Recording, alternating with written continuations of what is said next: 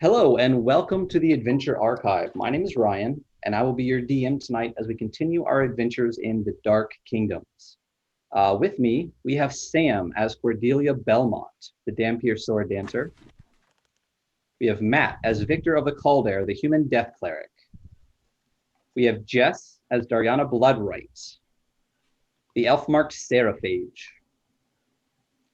Jason as Cutter the Faceless, the Rogue Duelist.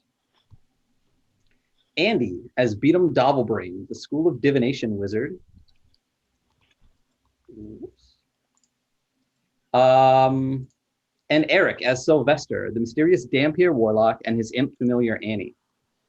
For those that don't know, The Dark Kingdoms takes place in my personal favorite setting, Midgard, which is published by Kobold Press. If you don't follow Kobold Press, please do. A note about the content and channel in general. This is an evil campaign containing evil-aligned characters in a dark fantasy setting, and as such may not be suitable for some audiences. Graphic descriptions of gore, murder, mutilation, and torture are fairly common. Also, while gameplay is happening, you will see pop-up notifications, but they will be muted for me. If you subscribe or donate, please, well, when we have enough people for you to be able to subscribe and donate. We know that we see you, we really appreciate it, and we will acknowledge you between the breaks at the end of the stream. Also, this is the first stream for us, but it is session, I think, 31, Victor? Yeah. So at some point in the future, I will do a recap of the previous 30 sessions, but just to do a brief recap now, when we started, everyone except for Dariana, wait, who else died? Victor, and Sylvester. So the three players we still have alive from the beginning of the game were all minions of Lord Rojan of Hanksburg, the vampire glutton of Morgal. They all, in one way, shape, or form, came to work for him. He had decided that he wanted to have a beautiful Perenalian bride, a young girl named Dejana Severn. She was an up-and-coming paladin to be in Clarsaia. So he sent the players to abduct her in order to make him his bride so that he could basically do with her what he would, which he had done with hundreds of girls before her. Throughout the roughly 25 episode arc of that, the players crossed Morgau, battled a corrupted sister of Morena, Wu, traveled through the Midgard, crossed through Athenian plains, got to Clarsaia, and in a way that I can only describe as the easiest, most smooth abduction I've ever seen, we're able to actually kidnap Dejana Severn, bring her all the way back to Morgau and give her to Lord Rojan of Hanksburg, only losing 2 players to death in the process. Characters. That's important. Characters, not players. 2 characters to death. We had a Shadow Fae named Dre, who was consumed and drained by a blood ooze in the Temple of Olkava. And we lost Tongue Taker, our Trollkin soldier of Morgau, to a shambling mound as the players fled from Treants in the Midgard. After Tongue Taker had taunted the Midgard and been shit on by lots of birds.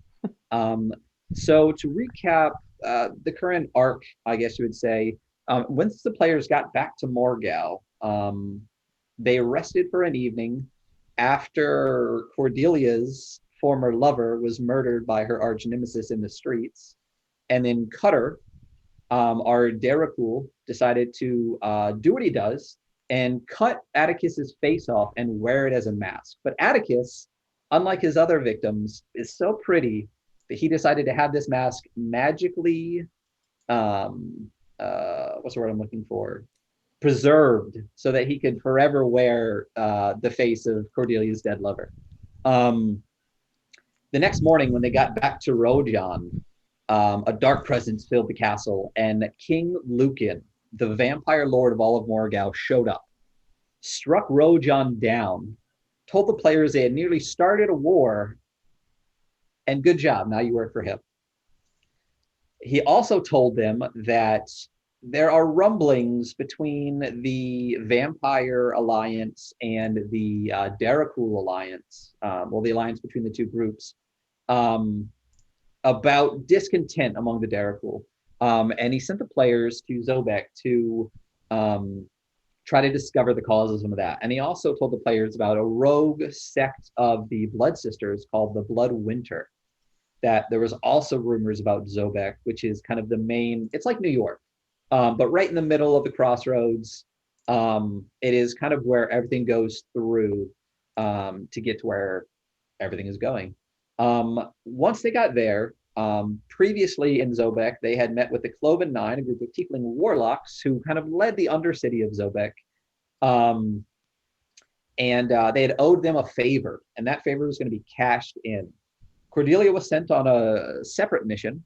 The players were sent to a kobold king. Kobolds are a big part of Zobek. They are but second-class citizens. Recently, some unrest had formed when people started going missing, and kobolds were to blame. The players met King Cragclaw and were given information to try to help clear the kobold's name, because the Cloven Nine use the kobolds and need them to not be discriminated against or have the city arise against them. The players were sent into the what is it called? The catacombs. The catacombs, but there's another. There are a series of tunnels beneath Zobek. The cartways. Thank you. The cartways led to the catacombs, and after running into a series of beggar ghouls and some spider-infested zombies, the group came upon two people, Boris and Felixia, chatting in a room, and heard about their plans with the cults of forbidden ecstasies to kidnap young girls and to turn the consuls, basically the ruling council of the city, in order to do their bidding. They battled and killed Boris. They followed Felixia to the Temple of Forbidden Ecstasies, and after a mass battle, they freed the most recent kidnap victim, Rosalind, and that is kind of where we're at now. After exploring the Temple of Forbidden Ecstasies, though, they stumbled across a ruby statue. That ruby statue started to bleed from its eyes and gave a somewhat oracular prophetic profession.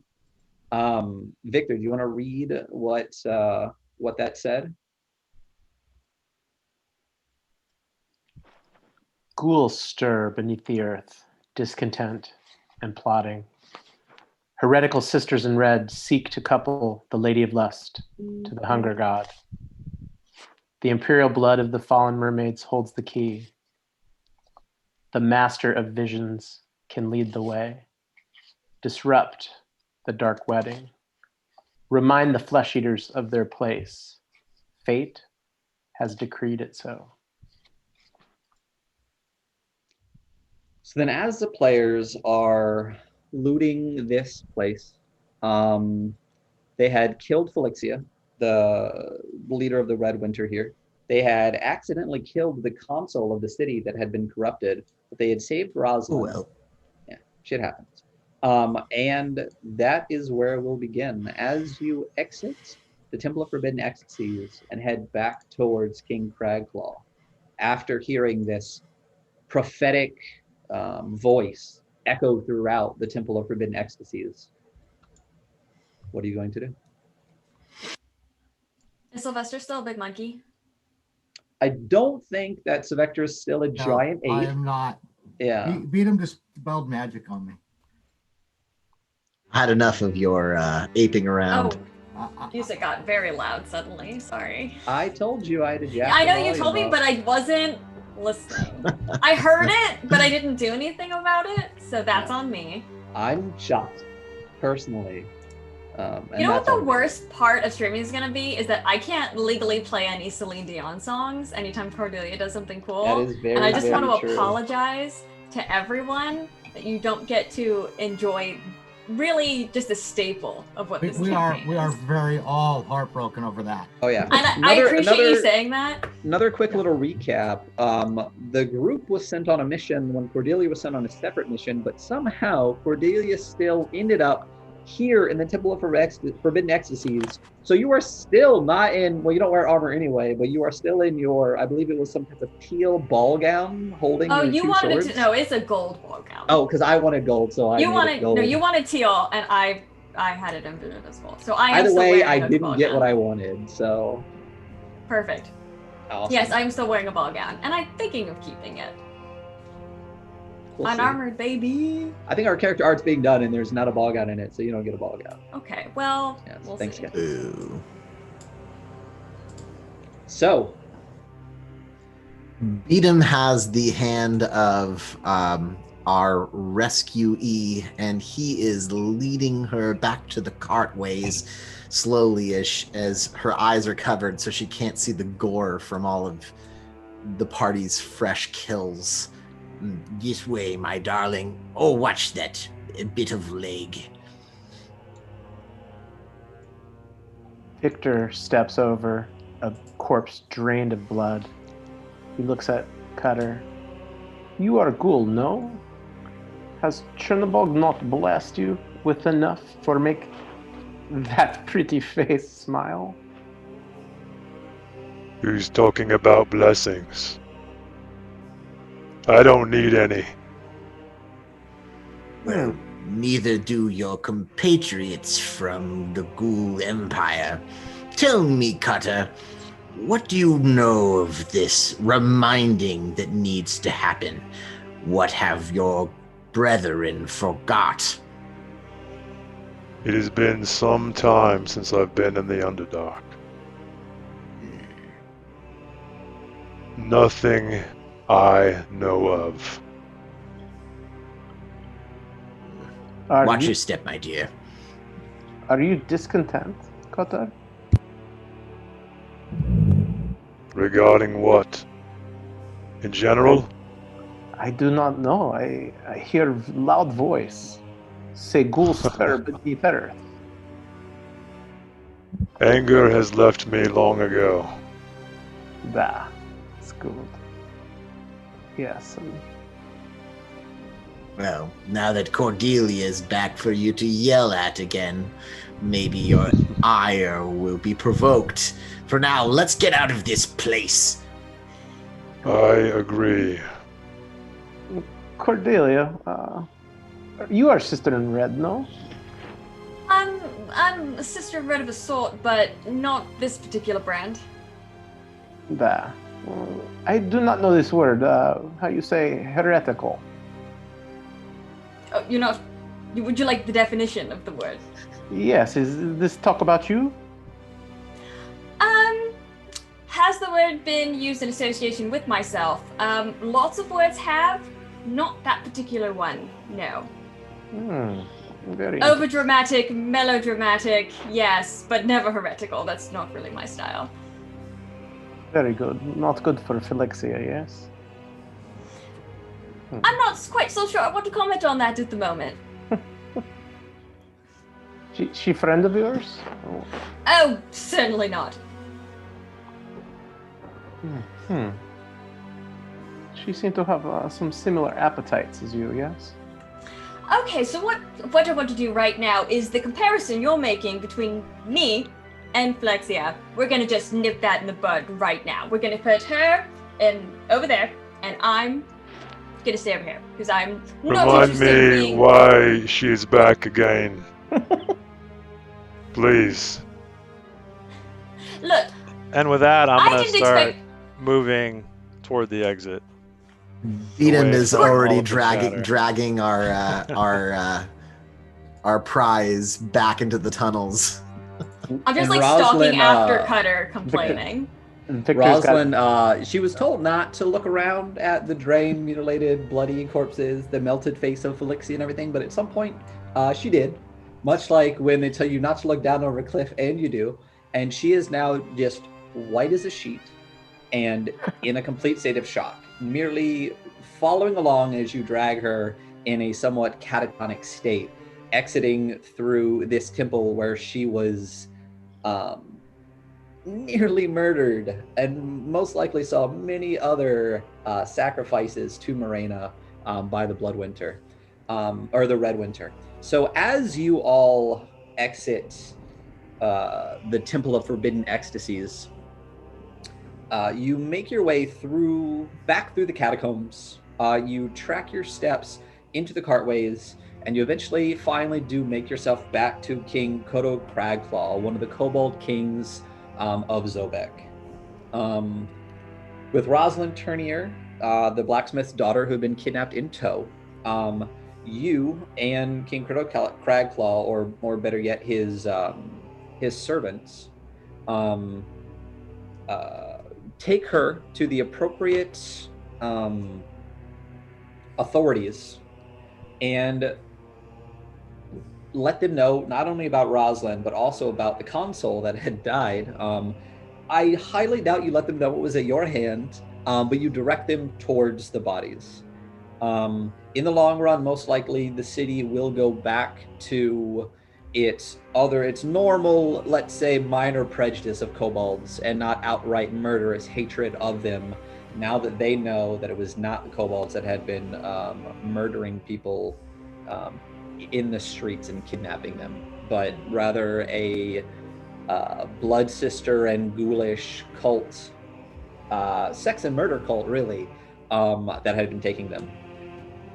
After that is taken care of, you guys make your way back to your room at the Seven Bells before you're summoned by Andros of the Cloven Nine.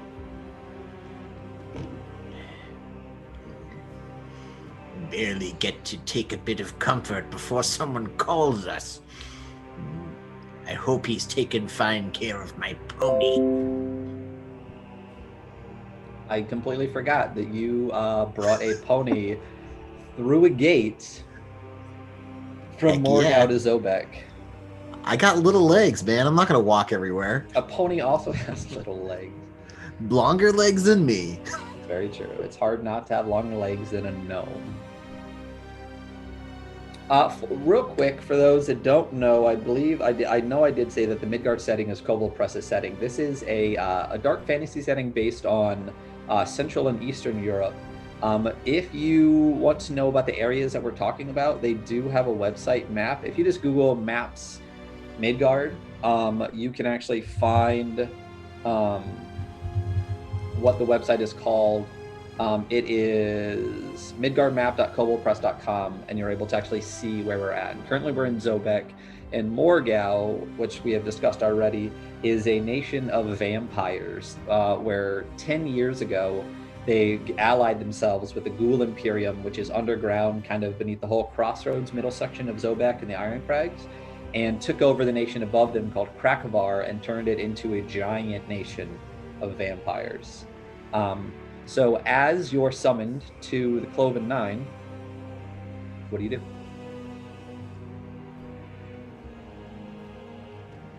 Well, where are we? Are we just inside, outside? Currently at the Seven Bells Tavern. It's in the center city of Zobek, and you know that the Cloven Nine, you've met them numerous times at the Broken Seal. Where they are, yeah. Okay. Beaton is going to go collect Victor to be his muscle and intimidator and go down to meet the boss man. Beaton, I cannot think of any reason Cloven Nine not treat your brother with goodwill. I mean, a horse is the most important thing in life, yes? Not everyone shares the same feelings about horses as the Kareev, Victor, but they better. I agree with you very much. I'm also going to make my way down. Gotcha. Likewise. And then Victor, you notice like he has this goblin shield that kind of has teeth coming off of it. And you notice like a little bit of a drippy residue coming off the teeth of the goblin. Nice. So you carry that through the bustling city of Zobek. Yes, sir. You guys make your way to the Broken Seal. and go through the normal rigmarole. At this point, no, they don't let you keep your weapons and anything on you.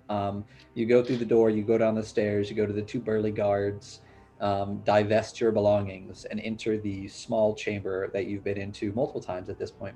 And you see Andros, the tiefling warlock that you've talked to, sitting at the table, as he always is, with a goblet, as he always is, and a number of large men with crossbows close by, behind him, as they always are.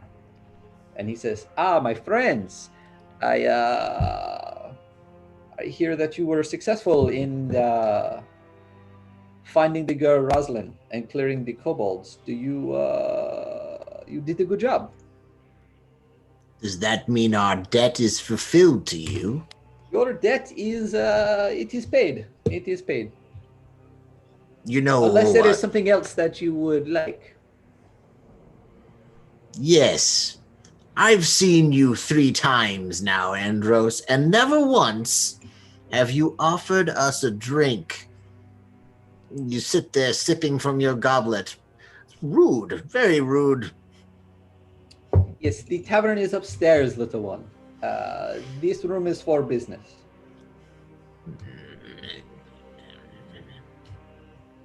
Well, business is concluded then, yes?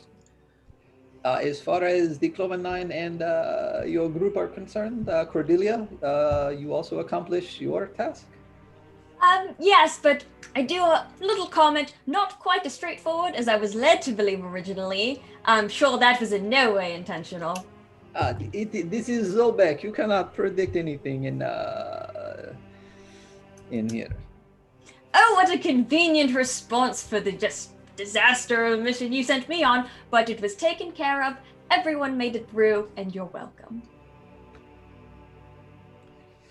Is there anything else that you need from the Cloven Nine? Do you need favors, information, transportation? The pony. We have taken very good care of your little pony, my little friend. Good. And where shall we pick up the pony? The pony will be waiting for you at the door on the way out. We do need some information. We are looking for an enclave or enclaves of ghouls in the city. What do you know? Where do you know of any enclaves? Well, I heard you found some recently. One, yes. Boris. Boris was a ghoul, correct? Boris Krul was a ghoul. Boris Krul was a ghoul. He was a Daracool, actually. Daracool, for those not in the know. Well, now he's a double dead Daracool. Daracool are intelligent ghouls, and there's an entire empire of them, with normal ghouls kind of being middle of the line and levels of Daracool above them. Was Boris man I get rid of with extreme prejudice? Yeah, you overkilled the shit out of Boris. Yes. Yeah. He had like 20 HP. I think there was like 8 left, and you turned into like some avatar of death and destruction and blasted him to pieces, and then one-shotted it. Or beat them. Yeah. And then you found the waving skeletons.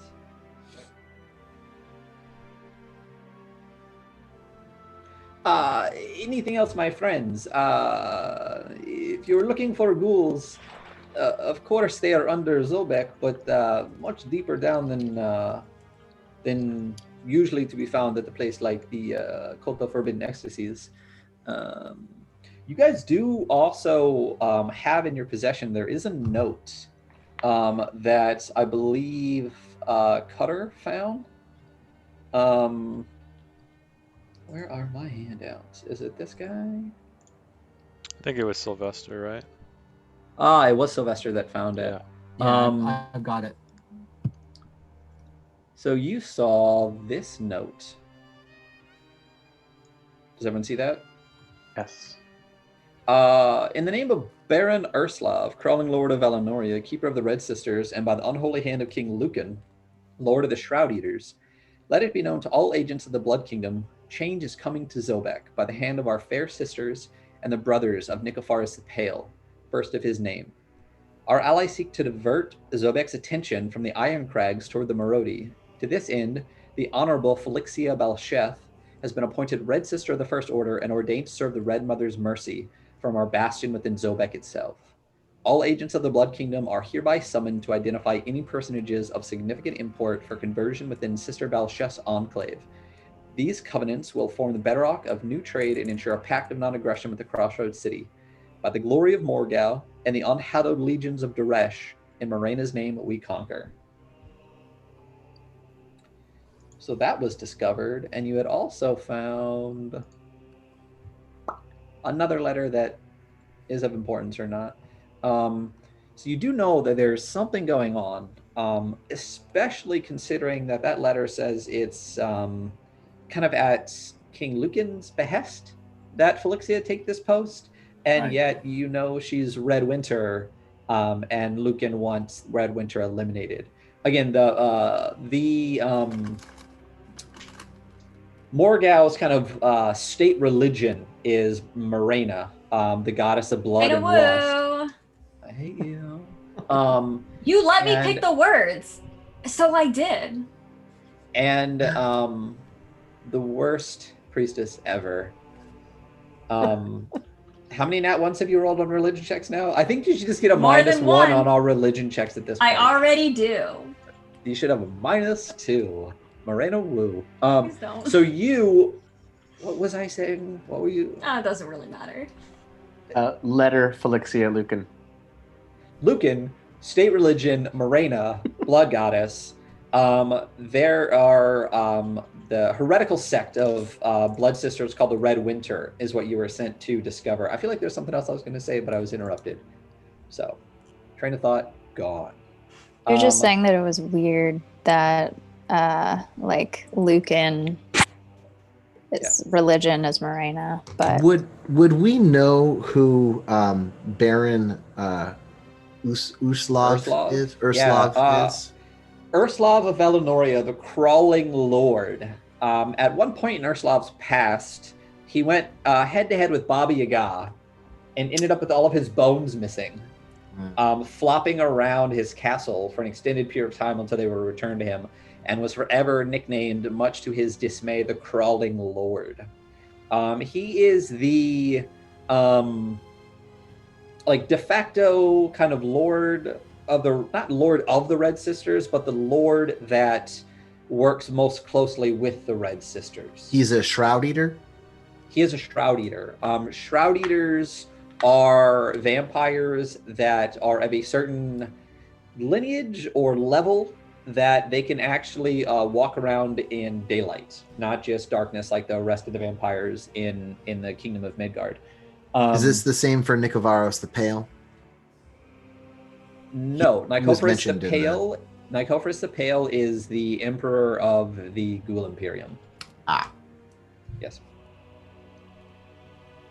So he is the ally to King Lucan as far as the current alliance as it stands is intact and how they took over Krakovar.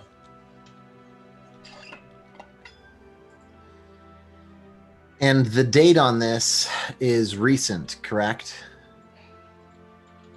We'll say yes. Okay, excellent. Yes. Have I we would left say. Andros's What's that? office? Have we left Andros's office? No. So Andros is still sitting there waiting for you to leave or whatever, but still asking, are you sure there's nothing else you need? You can owe us another favor. We have much information on things you seem to be dabbling in. Thank you, Andros. We know where to find you, and likewise, vice versa, you know where to find us. And I walk out. Forget that drink. I've got my Beaton. cool new cup I would like to use. Could I buy you a drink, Beaton? As long as I get my pony, sure.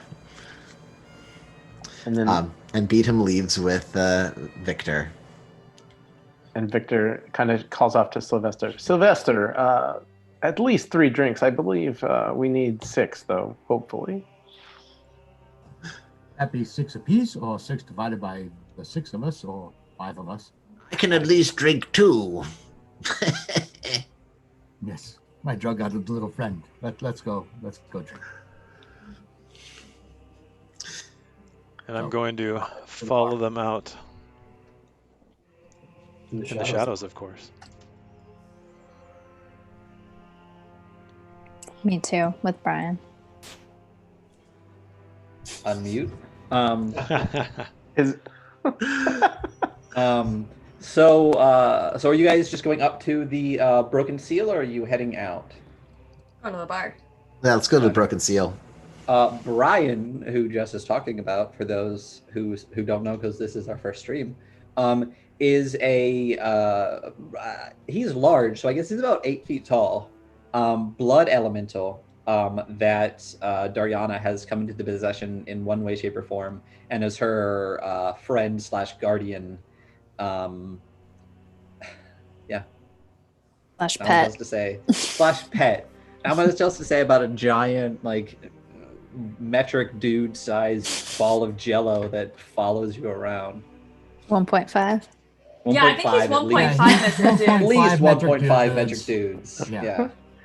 Yeah. So, up to the seal or out? I looked at Drinks. everybody else. I'm like, well, we can drink here, but there are a lot of ears in this bar. Are you Sylvester or Hamish right now? I don't remember which one you are here. I'm Sylvester. yes, Hamish is in the Dark Kingdom. Like Who's further. Oh, this right, Hamish? Right, Who's right. this Hamish you talk about? I don't know any. Appreciate that. Let's be on our way, or drink here, but we don't discuss much. Okay, that'll be easy.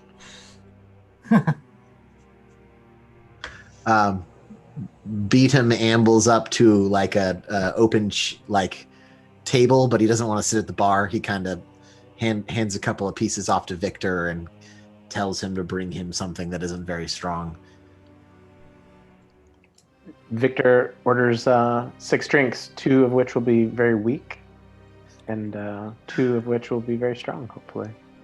The bartender looks past you when you order the weak drinks and holds up like a large pint glass and a shot glass and is like, They're all the same, Mm, just different that- size. well, one for normal size yeah. people, one for much For the smaller normal. size people. Yes. Yes, The half metric dude people. the half Half metric metric dude. Yeah. So you're all sitting around. There's a table open. The 6 of you, the Daracool, the 2 Dampiers, the human looking, the gnome. What are we doing? In the tavern owned by the most Over 9. devilish, most devilish group of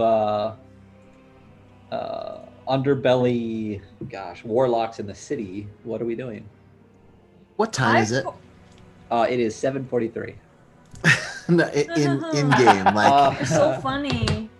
Let's call it late afternoon. late afternoon. Okay, so I'm gonna assume that we missed a check-in with our king, Lucan. Has it been a week? I don't think it's been a week. Oh, I thought it was every night. No. Oh God, But we're close. the item that you have, I believe, only works once a week. Yeah. Okay, good to Do know. I still have it? Samira? I hope so. think It's I in s- my I think I- possession. Oh, you gave have it it. to me. Okay. Yeah. Okay. Let's. You were looking at yourself too much in the mirror. Oh, and so- I didn't want to butt dial King Lucan. I Yeah. remember That is what it was. You didn't That want is to why butt dial I- King Because Lucan. Cordelia gave that up real quick. Yeah, once, much like our repeated Zoom butt dials that I didn't even know was a thing. I don't even have Discord open, and somehow it opens Discord and butt dials Andy on a regular. Oh yeah, basis. or like when you Regardless. call me on Discord, I'm like, this is in no way intentional.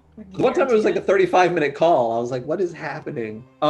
the mirror of messaging that King Lucan had given you, I can pop that up for people to see. If everyone sees that. Once a week at midnight, you can look into this mirror. Upon saying the name of its rightful owner, you can communicate with them for up to 5 minutes. You can. I mean, you haven't used it yet, so you could give him a ring, if you would like to. New mirror, who does? I do not think it's a good idea to tell such powerful man that we have not begun his work yet. Yes. He scares beat him a little bit. Yeah, I think he scares everyone a little bit. We have started the job, and we've discovered this leather that is either a forgery or he's setting us up. I agree. We should find out who But wrote if he's this letter. if he's setting us up for failure, then it's not something I'd like to bring to his attention at this point. Well, he did send you to find out what's going on with Ghouls and Red Sisters, Red Winter, and I believe you did find both Ghouls and the Red Winter. Yes. We did eliminate most of Red Winter, perhaps. Cordelia? Yes. Well, you eliminated one person, and but I think religion, let's just say this is in game, is more pervasive than generally just one person. Yeah. You want me to do a religion check? I can confirm that. I would love to do a religion check. Give me a religion check. Here we go. First dice on stream. What are we going to get for a religion check? This is going to be a nat 20. I am historically known for my excellent... begging. With advantage. Begging over a 10! Boom. For you to know that more than one person is set up in a religion. And awesome. She is confident in that. That bad in religion that she's not quite. You're confident-ish that religion is generally, pervasive and spreads like a disease. I confirm that aloud. Good job. Highest roll I think I've ever seen on a religion check from you. Yeah, I've never rolled above a 10. Begging for a nat 1 on that. That I think one's would have for been the the third stream. one in a row. Worst priestess ever. So. Well, you're an initiate priestess to begin with. You're not really a full-blood sister. Does not excuse having 2 rolls with a total of 1. Yeah. So, as you're drinking in the Broken Seal, what are we doing? Oh, I'm drinking out of my new cup because I don't know what it is yet. It's just a fancy cup, but it's right. wine. It's wine. It's wine. It's wine. I think my drink isn't red enough or thick enough. Okay. Yuck. This isn't your kind of place, Cutter. Do those places that your kind frequent, are they here in this city? Let's say they are deep, very deep everywhere. So not on the streets. You couldn't get a meal in comfort on the streets. Perhaps there is a place. It's been some time since I've been to Zobek. I think that Sylvester's right, though. We should find out who really wrote this letter. The question is, Sylvester, if we don't ask the Cloven Nine, then who should we ask? Well, I believe we threw, what's her name, Felixia into your bag, correct? Or at least her remains. Yes. Her Perhaps head, I think, specifically. Perhaps we can get some answers from her. Oh, yes. Victor. This sounds like something you would be perfect for. I agree, but you think Cloven Nine, this is their style? Not in here. Let's go back to our room first. Oh, we still have a room where we do ritual with Atticus? No, unfortunately, that was back in the capital. This is Zobek. Okay. Well, I remember that fondly. I think we should go then, but if they have harmed a And I hair wink on at your Cordelia. pony, I will have to Gotta step kiss back. his face, winks at Cordelia. Is that what you're saying? I The just best I can finished do. the The wine. best I can do. Says literal hell. Beatum finishes both of his drinks, and instead of them like being shots, he actually has to each one, and then gets up and looks for a pony. So as you guys leave the Broken Seal, you do find a small pony out front being held by like a youngish boy, still taller than you. As soon as you take the reins, he runs back towards the back of the Broken Seal, and you guys are free to leave. You do, though, on the way back to the Seven Bells, you all kind of think back to that bleeding statue that gave you a prophetic vision that is fresh in your mind as it had invaded every sense you had to resonate through you. You just remember that. You just remember that a little bit. Okay, I think I'm gonna need it written down because I while hear they're- it so many times. I actually It want to be is- able to like While they're- read it. While they're walking- That's in the Discord. I have an idea But- though. Why don't I say it again? Okay. I have an idea, And then- Ryan. What's Dan, it? hint, hint. So as we're walking the pony, Victor, because he's the world's worst detective. He's like, Beatum, you smoke for make visions, yes? Sometimes the cards tell me. I remember a creepy voice say, Master of Visions can lead our way. Are you Master, Beatum? In some respects, yes. It depends. Visions can be fickle, but I don't know anyone else who can do what I do. You mean smoke drugs? Do we need to get you some requiem? Yes. I have enough. You want we talk to Felixia first, then smoke, or? No, I think that we might be able just to summon her using the requiem, and our answers will be adequate. But what questions must we ask her? Did we leave the bar? We left the bar. You guys are gone. We're walking. Yeah, we're walking. Okay, you guys are gone. Okay. I switched the map to Zopek, Jason. Oh, cool. Yeah, looks good. You just want to center it up for me just a bit. Oh, why did Zoom move? Zoom changed. I'm now Jess as Dariana. Oh no! Did someone I didn't blink out? I didn't do anything. No worries. Technical difficulties. We can just shift people around. Real Nope, quick. now Matt has to play Cordelia. I'll play Dariana. Jess has to play Beatum. Is it because I changed my background? Yes, please Sometimes, don't do yeah. that. Yeah. Oh shoot, I'm sorry. We're me. learning. We're learning. This is. You want me the to fix it stream. right now, or are we just good? We're No, good. please. Yeah, just switch them around real quick. Oh. Okay.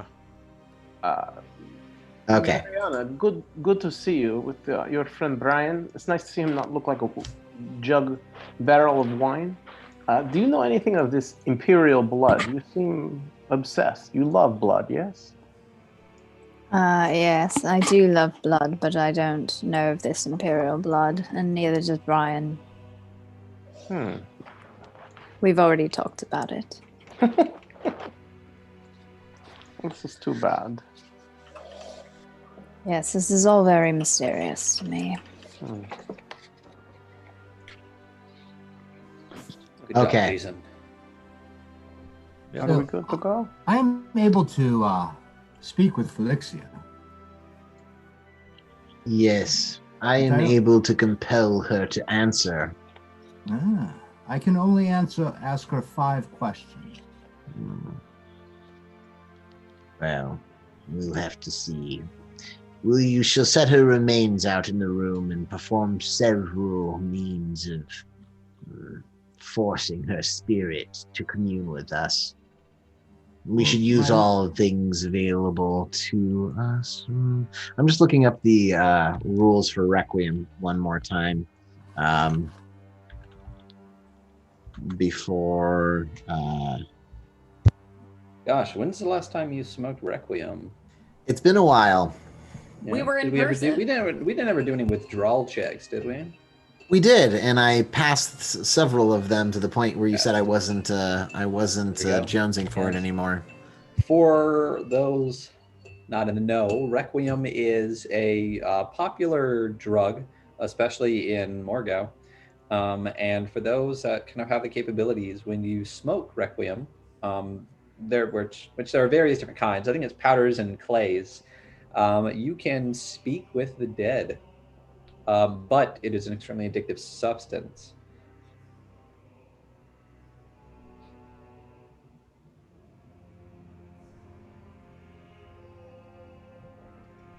Sylvester, it's maybe better for you to talk to Phylexia because she may not recognize you as a rampaging ape who would destroy her temple. Well, that was my first thought, and my second thought is I can make myself look as Loris. Shit. Sylvester MVP, always and forever. Always. So if I am somebody she trusts, she might be more open. However, it might not be a bad idea for Beatum, who I know is anxious to do this ritual, to have first go, and we'll see how that happens, and then perhaps afterwards I can jump in to try and fill in gaps, or vice versa. Perhaps I go first, Beatum goes second. But I agree with Beatum that both approaches need to be taken.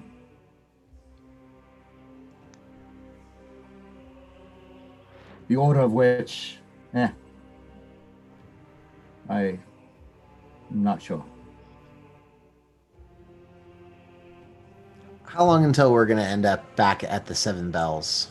We'll just say you're back at the Seven Bells. You Okay. made your way up into the various rooms that Sylvester pretty much always has. Good. Has, yeah. What are these? You have any special digs set up? Anything special about your rooms there, Sylvester? Well, I just have a room Ah. that I keep there. It's basically a bedroom and then a living space. Okay. Nothing terrible special about it. Beatum sets up in your living room and sets out like his little terrible crappy sensor and starts like setting out like drug paraphernalia out of the bag, and then pulls the dripping acid covered head of Phylexia with some effort because he's much smaller than the head, and sets it on the table, and like some blood like oozes across the table and onto the ground.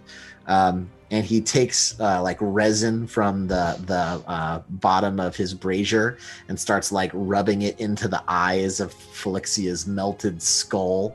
And then he produces a pipe and begins preparing it to I go into my smoke. bedroom. Did you guys take just the head, or did you stuff the whole body into the I bag? thought we just took the head.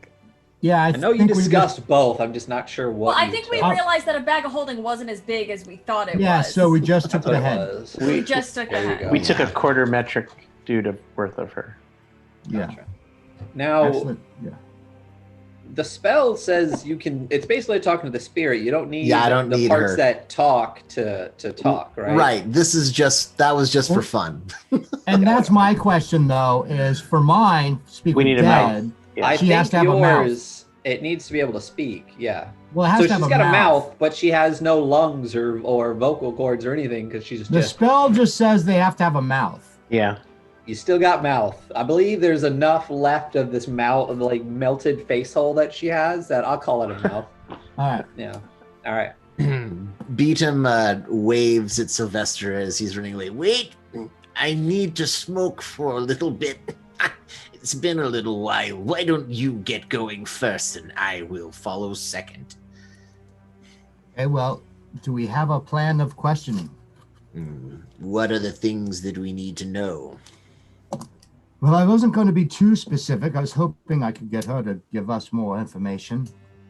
We need to know who wrote that letter, Yes. where the ghouls are, where Boris and his compatriots were hiding. Well, but if I'm Boris, I would Well, know yeah. that. So I have to be careful not to tip my hat. I think I was going to ask her- spirit.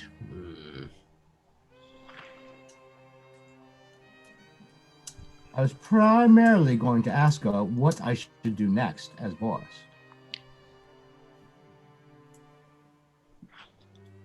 Not bad. Yeah, so if you'd like to go first, Beatum's going to get very wicked high. Okay. So I'm gonna in the other room.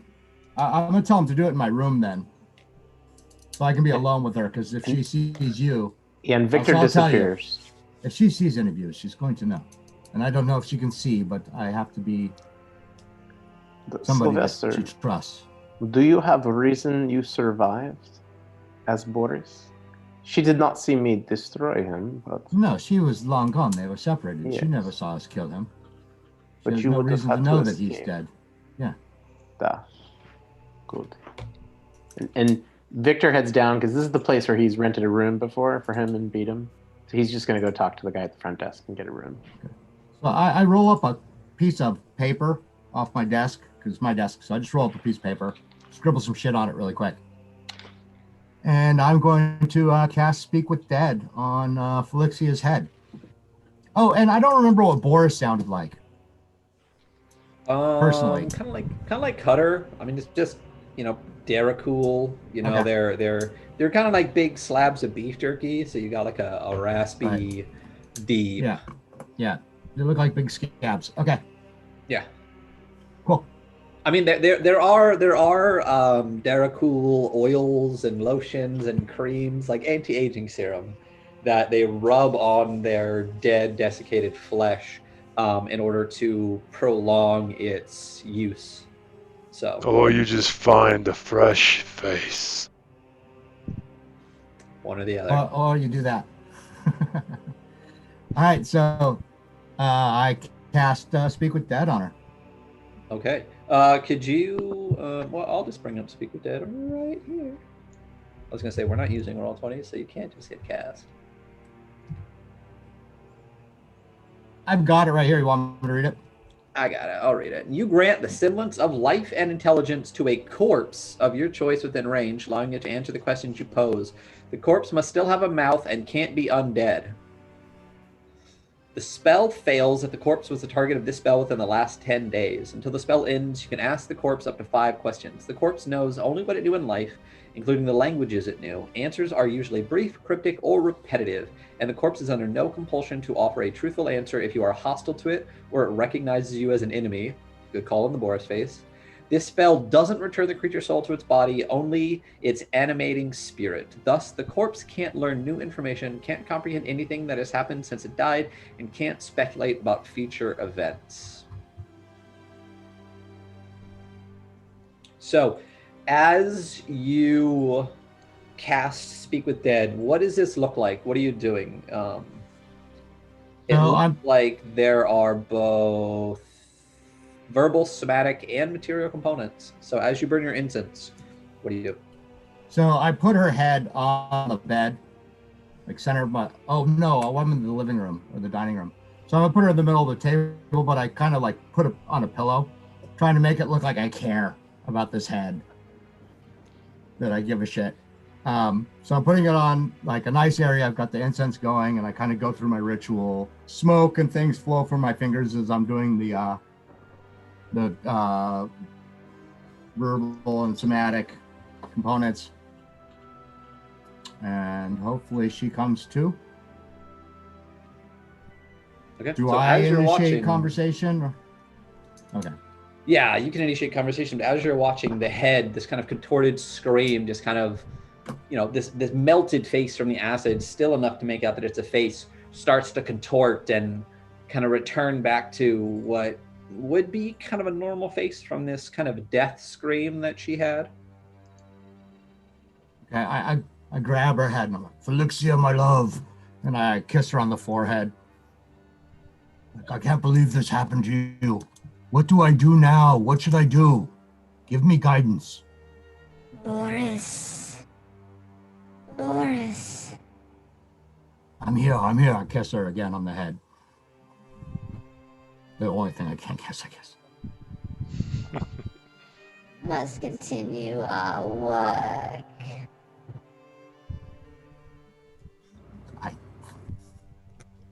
What? Speak up, I cannot hear you. You must continue our work. You were my work. What? Tell me specifically what you need me to do.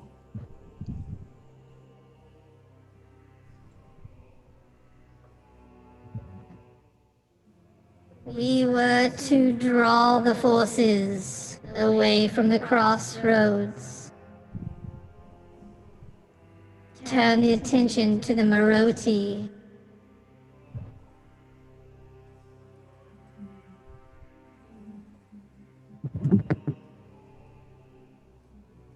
Who should I go to for help?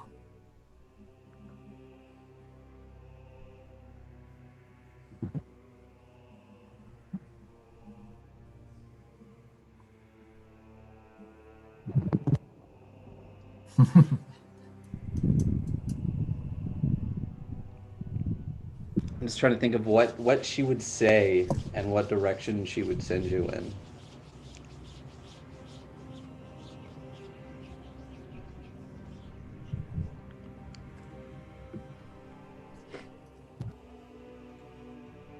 Shroudson was our contact. You know him.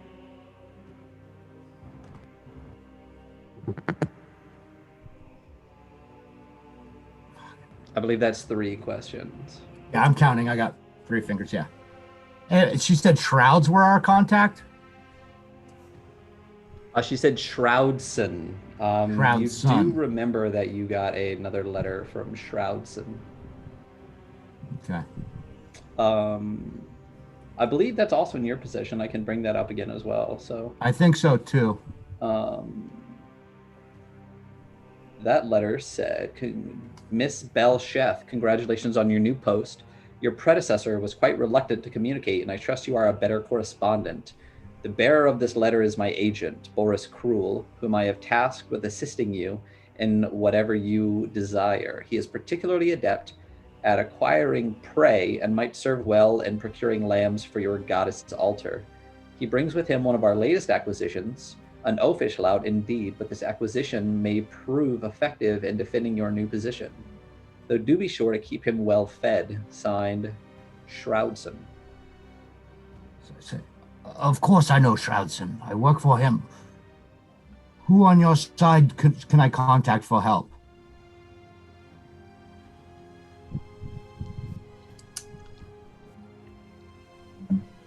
Baron Urslav was my contact in Morgau.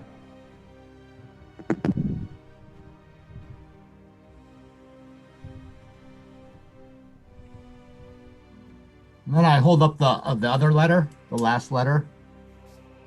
I said, what about this? Who wrote this? Are you talking about the Shroudson letter or the Urslav letter? Oh, is that the Urslav letter that said Lucan? It was signed Urslav? Yeah, the very top. Oh, I mean, it's yeah. It says, in the name of Baron Urslav, crawling lord of Valenoria, keeper of the Red Sisters, and by the unholy hand of King Lucan, lord of the Shroud Eaters. So I say, what about King Lucan? Is he in on this? Will he grant us help? And that's going to be my last question. If we become powerful enough, the Red Sisters will displace the Blood Sisters as the primary religion of Morgau.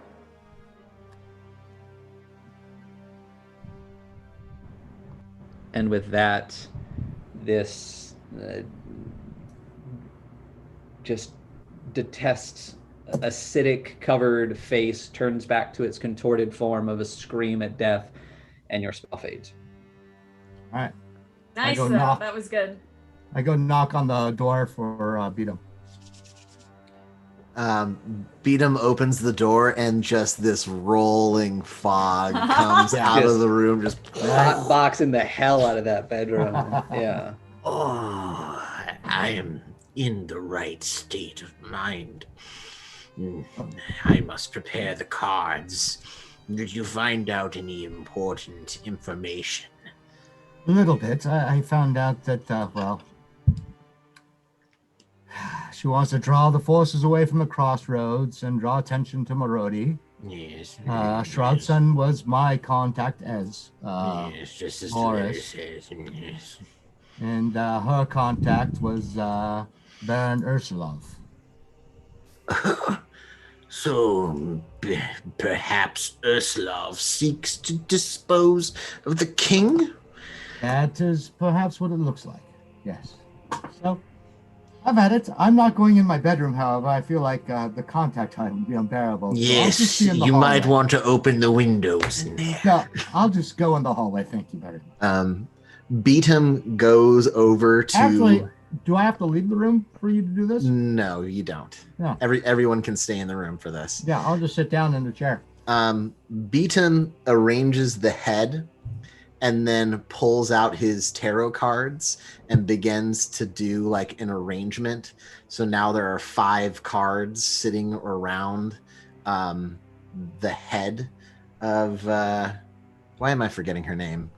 Felixia Belchef. Felixia, yes. They're sitting around Felixia's head. And he reloads his pipe and then takes another big drop and then blows way too much smoke, like way more smoke than he has like lung capacity for, like into the air, and like little Marley starts shimmers playing in the background. And yeah, like full on like shimmers start to like fill the air.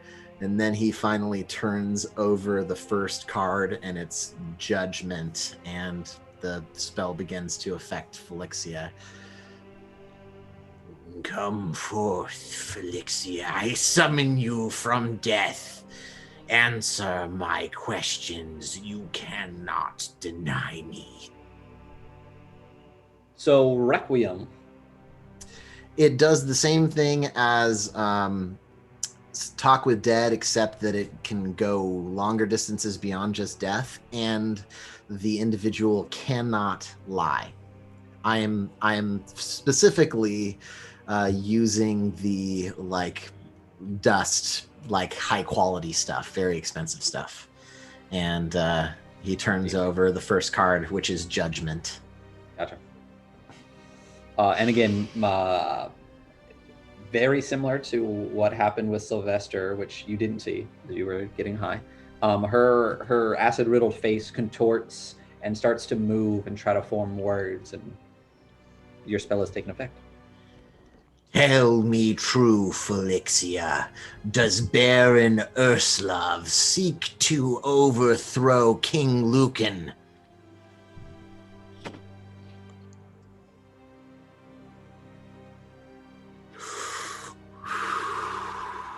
No. Answer me this question true. He turns over the second card, which is Death.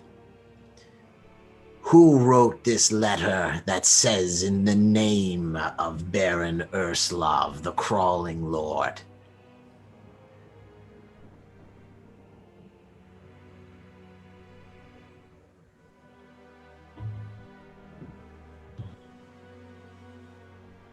Baron Ursulov.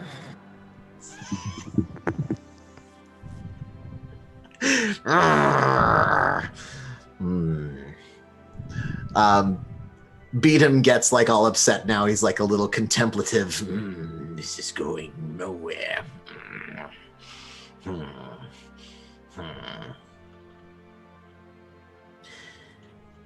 He turns over the third card, which is the Tower. Tell me the name of your spy influencing the leaders of this city.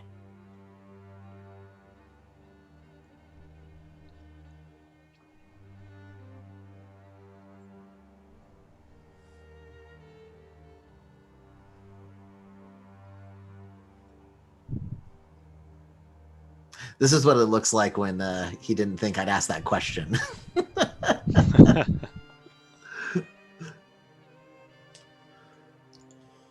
Goddamn mute. I'm getting into the mind of Flixia Belasheth and deciding what she knows and also formulating a massive spy network instantaneously.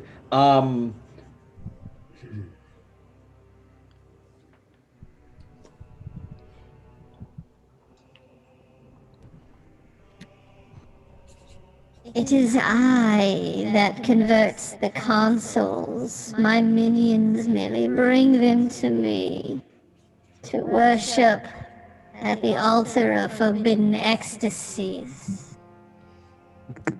We're gonna have a guest appearance from the real Beatum here in just a second. So Beatum reaches over and turns over the fourth card.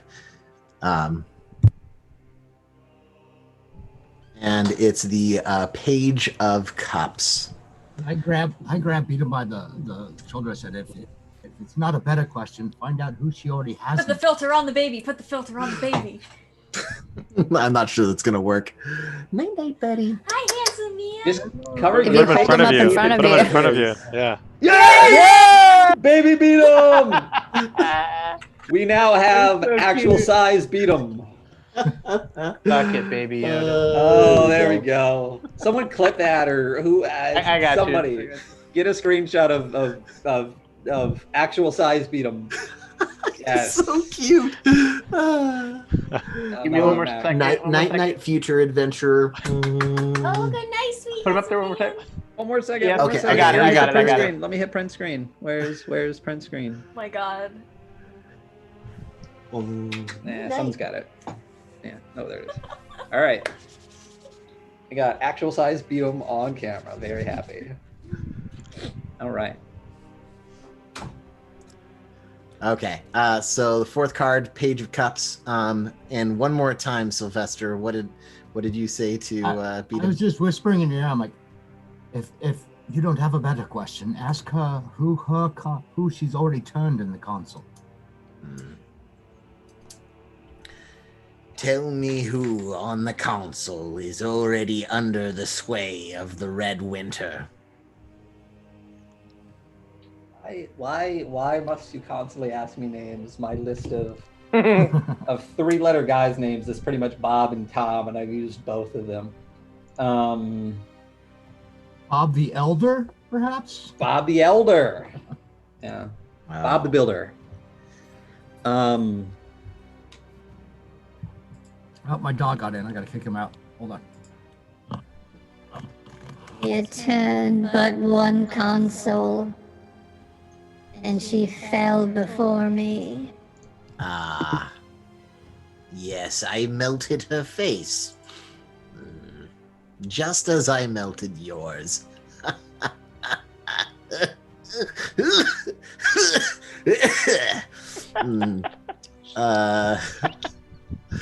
Then Beatum will turn over the last card, which is the Magician. And with that, he says, "Where can we find Shroudson?"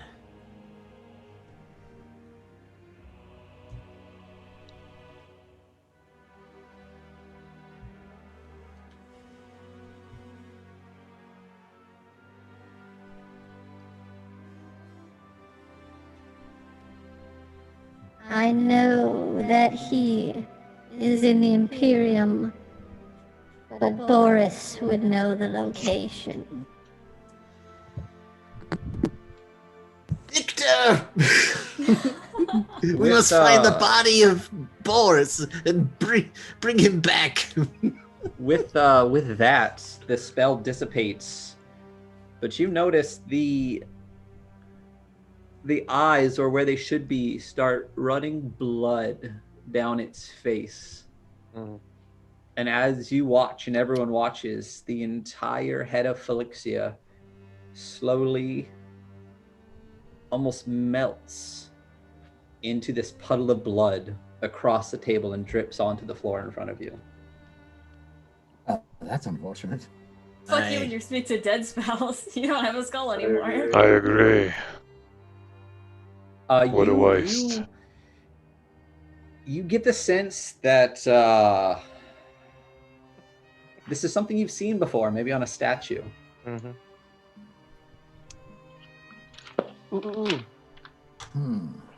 And with that, why don't we take a quick break?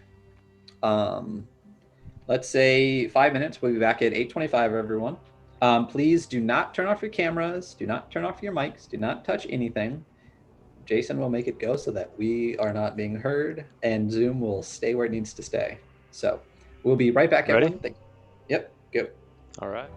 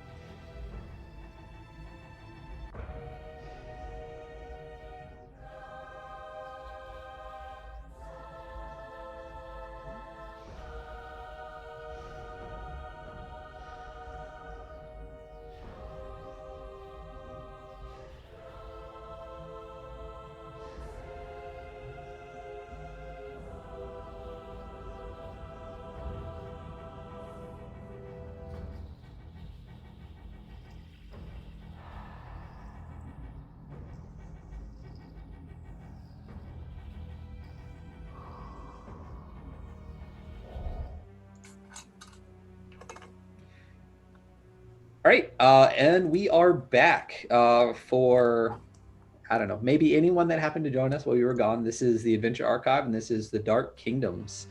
We are all in a room at the Seven Bells Inn, and after casting Speak with Dead twice on the head of Felixia Belchef, one through normal means, one through smoking massive amounts of hallucinogenic drugs, the head melted away in a puddle of blood, much like the statue in the Cult of Forbidden Ecstasies had melted away in a puddle of blood after giving you a prophetic vision.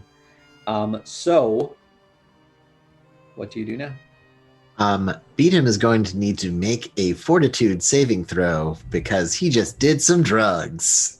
Fortitude. What you're about to see, you need to make, and then I was expecting like a ham and cheese sandwich. For a fortitude, I mean he needs to make a Constitution saving throw. Gotcha. Yeah. All right, so hit me with that con save. And I'm looking for an 18 here. So. Shit. Oh, because it's a 13 plus 1 for every question, right? Yep. Yeah. Oh. Here we go. And this is to reject like immediate. Ooh. Ah! That is a low number. Ugh. Do you have any dots on you? You have an inspiration token. Let's see if I want up to you. I don't think I'm just gonna accept that. I feel like Beatum just feels like this all the time, so he's just gonna accept the hit, and take the like. He takes a small amount of damage, and I think it's like 3 per question. So he's going to take 15 damage, and he has disadvantage for a while. I'm just going to move all your tokens over to Zobek real quick so you can... Oh. He just is like... As he comes out of it, he's just like, oh, yeah, that sucks. Smokes a little bit of something else. It's not Requiem, but it's something, and he's just trying to take the edge off. So I'm gonna, since we're in my place, I'm gonna start trying to cook something up a little bit for him. All right. Ooh, I brought the calculator. I still have wine in my place. I've still got like a half a barrel of that wine. Well, not the Brian wine. What? Did we sell all that? I thought we still had some left. We may have Not given sure. it to Andros. No, we were gonna, but then we were like, do we give him a half a bottle of wine? Oh, that's right. That's right. Yeah, I think I still got like half a barrel of that stuff. Okay. All right. Oh, So you guys. he sips some for sure. Yeah, and I'll make you up a little food. Yeah. yeah, Who doesn't you want to need mix some- up? you need to eat. Yeah. You need to eat and have this. Give him the Are we glass all in of the wine. room now? I would not be in this room for this shit, given the option. If there's a bar in this place, Cordelia's there. I am not Well, going to be we in the room have for this. my room, and then you guys got your own there was a separate room you guys got as well. If there's we a have- bar in this establishment, I would And like the to be bar's there. downstairs. That is where Cordelia is. So I'll send Annie down to let everybody know we finished up. Okay. And Annie, for those not in the know, is Sylvester's Anne. imp familiar. Yeah. I can't pronounce her full name, so I call her Annie. Her, he, she, it, whatever She. the creature might be. You've never done like that, like turn it over and look at his belly thing. Nah. But she seemed okay with Annie, so. That's kind of how Brian works too. Mm-hmm. His full name is hard to say, so I call him Brian. Well, he also, it's in Primordial, Yeah. which you don't speak. No. No. But Beatum does. Beat him in death. Oh yeah, Beatum totally speaks Primordial, but not right now. He's got a headache. Oh. But dipping, buddy. What's that called when you drink and smoke at the same time? Don't worry about it. So, some of you are in a room with a bloody mess of what used to be a Red Winter Blood Priestess's head on your floor. Some of you are drinking downstairs. What are we gonna do?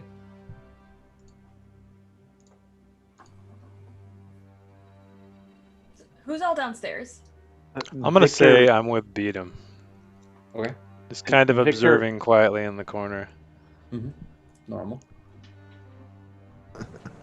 Victor brings a drink over to Cordelia. Yeah. Downstairs. So basically, Dariana, are you in the room with the ritual, or are you downstairs with Cordelia and Victor?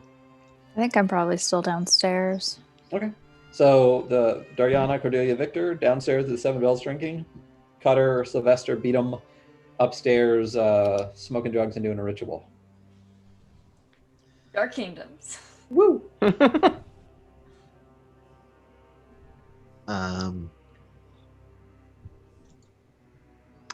So, where do we go? Hold on. It's hard to cover my face with this filter because it's just like gone. Where do we go now, Sylvester? The kobolds, they know the cartways. Perhaps they could lead us to some ghouls. I don't know. I'm torn on this whole thing. I mean, for one, part of their plan was to draw forces away from the crossroads and turn attention to Marodi, which I'm kind of okay with. I don't care about the politics. I just want to get closer to seeing this deal with Lucan behind us. The sooner I can go about my own business. You know our deal with Lucan will never be over with. Beatum, like, just gets more depressed looking than ever. He looks sullen, like, all the time. But when you say that, it's like the floor's just been ripped out from underneath him. Like, sulks back. If it's destined by fate, maybe I should just do a card reading on where we should go. And Beatum starts to play around with his tarot cards and doing a reading for himself, which he usually does anyways, as he like renews his portents for the day. So he's gonna fill on that around note, for a little bit. I just say on that note, and I turn and pour myself a glass of wine. So actually, as you're doing this card reading,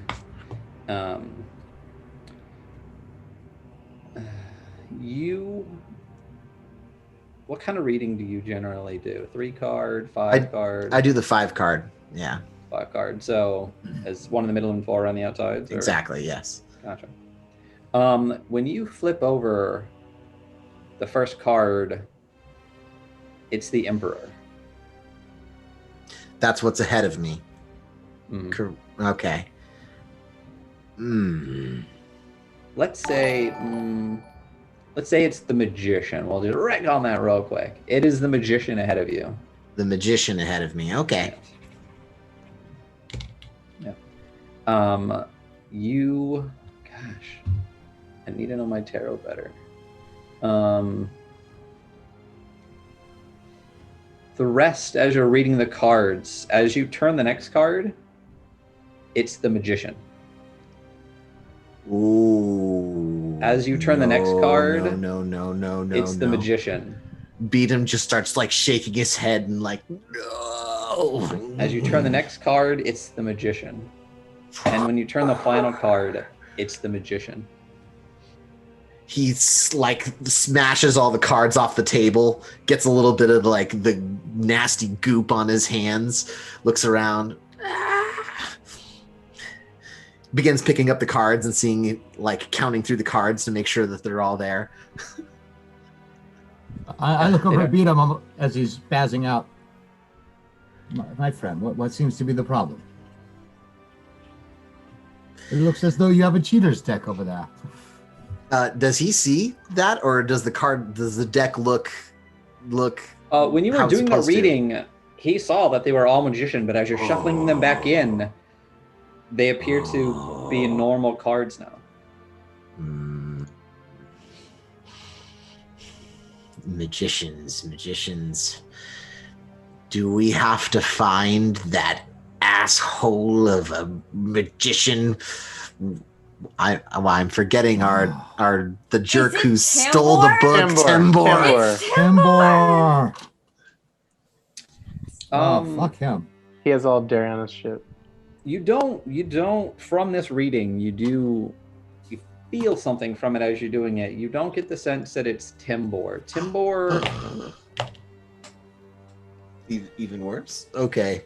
You get the sense that it's the first card, which is your future, that there is somebody of some type of abilities and powers that you should be seeking.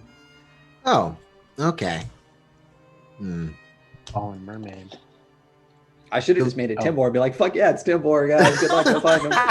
Yeah. So,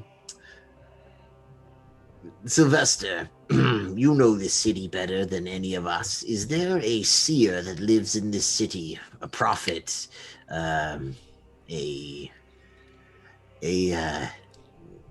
Someone who can see into the unknown that you know of? I kind of rub my temple, and do I know this?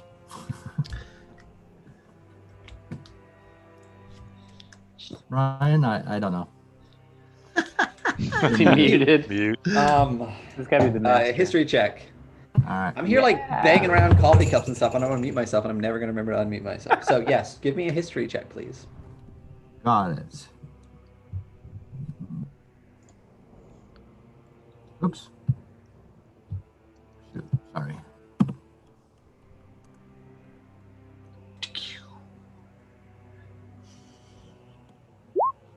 Oh, there we go. We needed something good. Finally. Zobek it's a massive city. And you know, in the Temple District, there are churches to just about every god. You know, outside of Morena, Verdesian, I mean, Perrin Mavruz is here though, and like all the rest of them. So, I mean, there are plenty of, you know, clerics and paladins and you know, people claiming to be seer. I mean, if you're like, where do I find a seer in Zobek? That's like trying to get like like a tarot reading in New York. Like you could literally just run in a direction and eventually run into someone claiming to know something. There are some more prominent people, but no one that gives you the sense of someone as important as enough for multiple visions and plays on fate as tarot cards are dealt or anything like that. There's no one in Zobek that jumps out at you in your knowledge.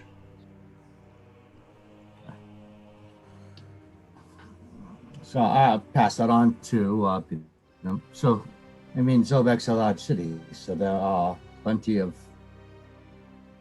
so-called seers, but any that raise the hairs on my neck in this sort of way. So none better than I, you say? No, that is exactly what I say. I wish Tembor was here. No Tembor. Screw that jerk. I mean, we could throw a rock and probably hit one claiming to be a seer. I think Beatum is feeling defeated, so he will go downstairs to see about getting something a little harder to drink with his compatriots. Let's go down to the bar. Okay. So I've got a big puddle of blood on my table. Yeah. Oh yeah.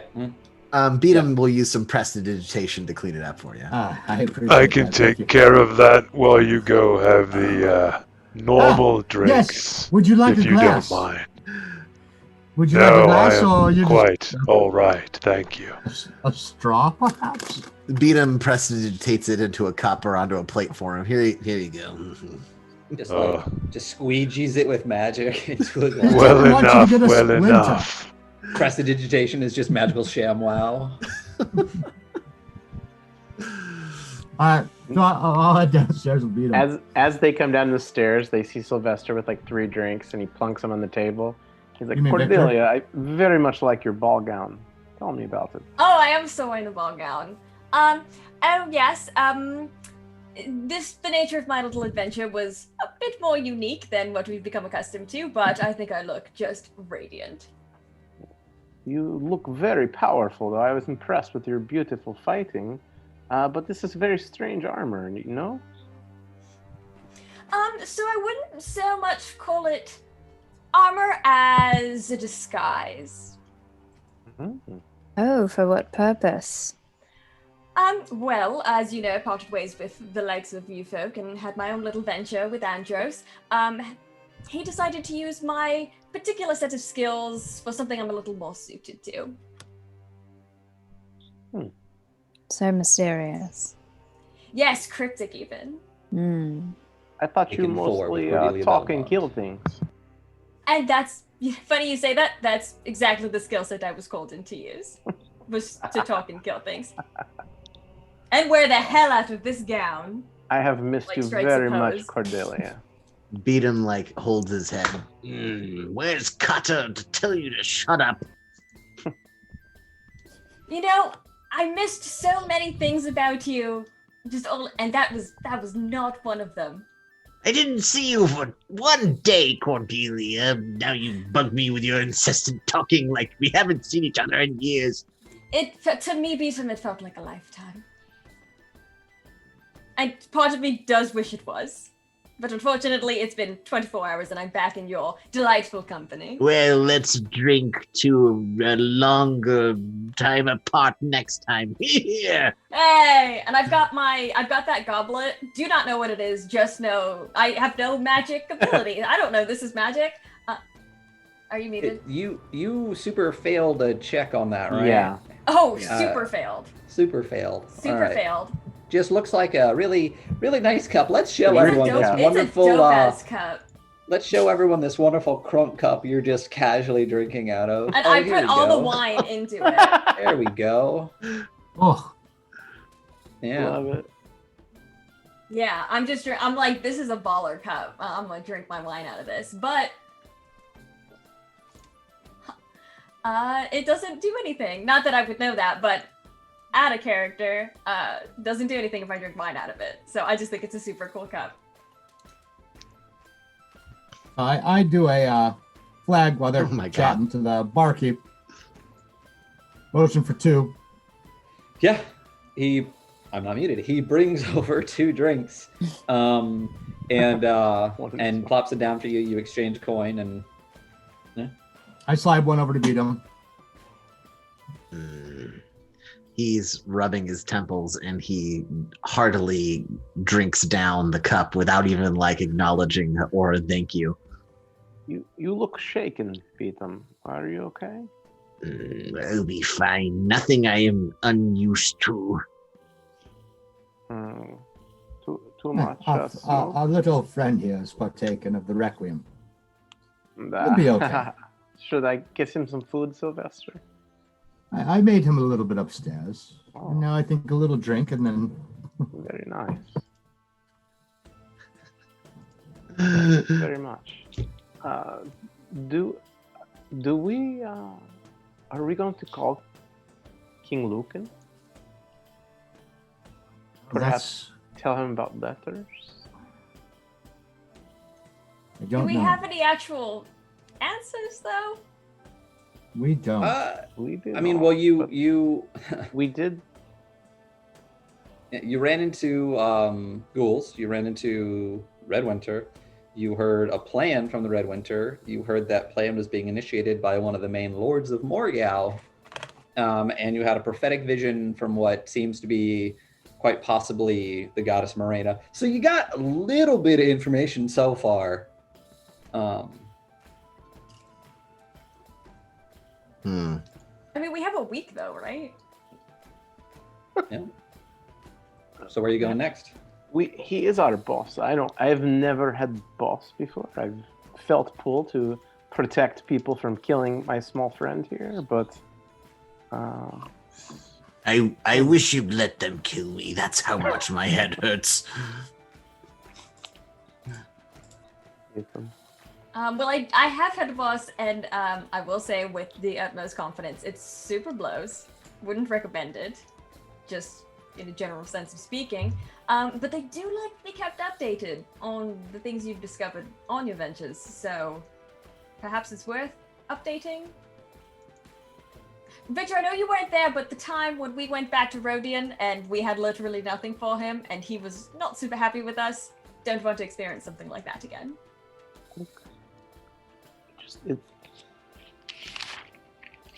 Okay, so what leads do we have? We had this Shroudson, and he is in the Imperium, and Boris would have known more about him. Maybe we should find where Boris hung out if he didn't hang out at the den of forbidden ecstasies. What else? Where did you guys meet Boris in the first place? I wasn't there. Basically leaving the Temple of Forbidden Ecstasies, meeting up with Felixia, and then we murdered his face. Oh, good. Is it the Ghoul Imperium? I believe the Ghoul Imperium, yeah. So wouldn't Cutter know what that is? I do know what the Ghoul Imperium is. I'm not in the room with you guys. Yes, oh, you didn't come downstairs? Oh, drinking yeah. Felixia. No, I'm drinking in private. Where it's quieter. You guys all know the Ghoul Imperium. It's like a world-known thing. It's like Putin, King Lucan is known across the. I mean, the war when they took over Krakovar that happened 10 years ago was like a history-changing event for all of Midgard. Right. It's well known that they allied with Nikephorus the Pale, and had Ghoul Imperium soldiers with them when they blitzkrieg Krakovar and completely took it over. And Krakovar was a major port city or port kingdom for a lot of Midgard. So you guys, I mean, any citizen of Midgard would be aware of who King Lucan is, would be aware of Nikephorus the Pale and the Ghoul Imperium, would be, they're like political figures in the world. Okay. So Shroudson and the Imperium, we know enough about it, but we just don't know really how to get there from here, or if we can. I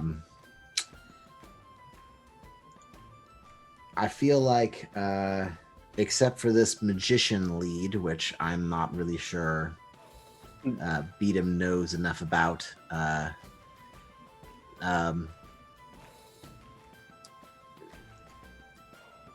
that we have in a direction to go right now. Maybe touching in with the boss man is the best thing to do. Let's check in with the boss man. We have to do it at midnight. Okay.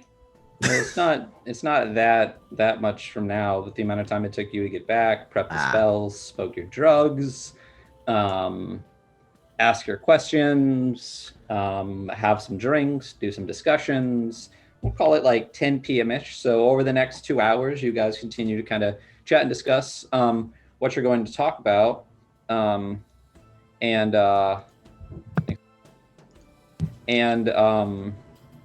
As midnight approaches, what are you going to do? Who's going to use the mirror? Beatum has the mirror, and he's going to hand it over to Cordelia. Oh, Cordelia doesn't understand what's going on, but that's okay. Okay, So I again, can figure this out. I can do this. Yeah, you can figure this We're out. good. So I can again, do this is the Mirror of Messaging. Yes. It was given to the group by King Lucan, who is the Lord of Morgau, and who the group started working for after working for Rojan. And once a week, they can contact King Lucan to update him on the progress of the mission that he sent them on. And it is midnight. So. Okay, so before Cordelia uses the mirror to contact King Lucan, she's going to first check herself in it and just make sure that she looks good. This is very important. Yeah. And then once she is comfortable with that and confident, she probably started this at like 11:50 just to really give herself enough time. She's going to use it. Does she know how? You're primping yourself. As you're primping yeah. yourself, Beatum comes over, just like, hurry up, and snatches it out of your hand. Just like, enough dawdling. And then he goes over and he hands it to Sylvester. You do it. You're muted. I start primping my hair. To, you know, If only we had the Man, if you filter. only had Wait a the minute, lens. wait a If minute. you only had Let the me lens. let me I throw know. on the Sylvester lens real quick, just so people can get a sense of what they're looking at. Here we go. Oh, here we go. Yes. yeah, my beautiful So flowing locks. handsome. Which And I don't have right Annie now. the imp right here. So just picture this on Eric's It's Eric's a vibe. head. That's a vibe. Yeah. Yeah. Next time.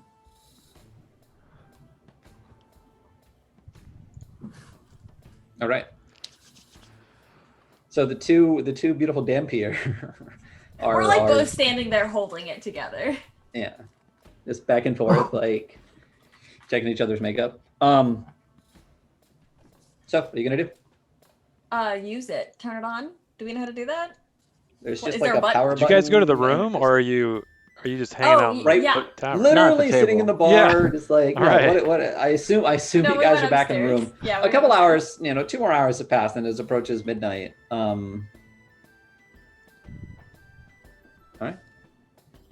Okay, did we just click? Did we just turn it on? So you get the sense that when midnight approaches and you want to use it, that you can use it. It's like a will thing. I'm willing it. Beadham opens up the window to let the moonlight in from the midnight moon, and he Little like ambiance. wafts in the light, almost pulling it from the night sky towards the mirror. And as he activates it for you, couple of nincompoops who can't even use a magical item, it begins to send out the beacon contacting its owner.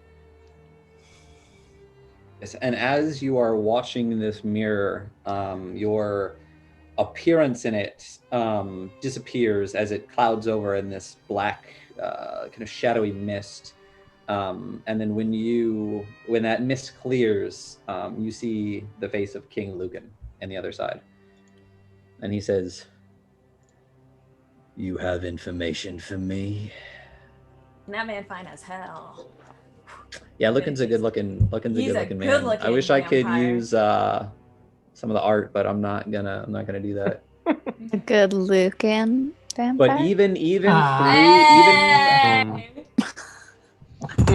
you have an inspiration token Inspiration? because you do now. There we go. For Yeah, those, I still need to remember to use those cards. I don't have to. I should. I will. Queen of dad joke inspiration. There you go. Right. I think it's like a third or fourth dad joke inspiration. So the dots that are on the characters, one of the things that we use in this campaign are Nord Games luck deck. So for nat 1s, you get a bad card, and for nat 20s on ability checks, saving throws, non-attack rolls, you get a good card. Blue dots mean a good card. Red dots mean a bad card. And green dots mean that the player has inspiration, because there's no way I would remember this many different things if we didn't do it that way. So when you see the player tokens, that's what you'll see and know what they are. So you now, Dariana, have inspiration. But even through the mirror, as you see his face, you get that sense of overwhelming fear and darkness kind of permeating the room. All of you catch your breath for a second and your knees go slightly weak. It's not the same as in his presence, where you literally couldn't even stand up as he made his way into the room, but it is oozing out of this mirror like an oppressive heat on top of you. And what do you want? Well, our mission so far has been wonderfully successful. We've got quite a bit of new information for you. So speak it. Cordelia looks at Sylvester, who's like right next to her. Okay. My lord. Yeah, we are making headway, but I would like to get your impression of this letter, and I'm just going to hold up the letter to the mirror. The one from what's his name? The Baron Urslov, yeah, Baron Urslov. the crawling lord. You expect me to read that through a mirror? Okay, Backwards. so I read it to him. My apologies, my lord, and I read the letter. That is interesting. Urslov has often been needy. He loves the court intrigue. I will take care of this. We have taken care of a little bit of it, my lord. This Felixia in the letter is dead by our hands. She was attempting to corrupt the council of what city are we in again? My head hurts. You are in Zobek, fool. Yes, my lord. The council of Zobek. But she will corrupt them no more. This Felixia is Red Winter. It is correct. Yes. What else did you learn? Well, they are trying to corrupt the council of Zobek. They had succeeded in corrupting one member of the council, but we've already dispatched that person. Good. They are trying to draw attention away from the crossroads to Marodi Empire, my lord. There is also a prophecy. We've come across a prophecy citing a red wedding between the Lord of Hunger and Morena. It appears that this Red Winter is trying to bind them together, shift the power of the church in their favor somehow. Where did you hear this prophecy? From a statue of Morena. What else did it say?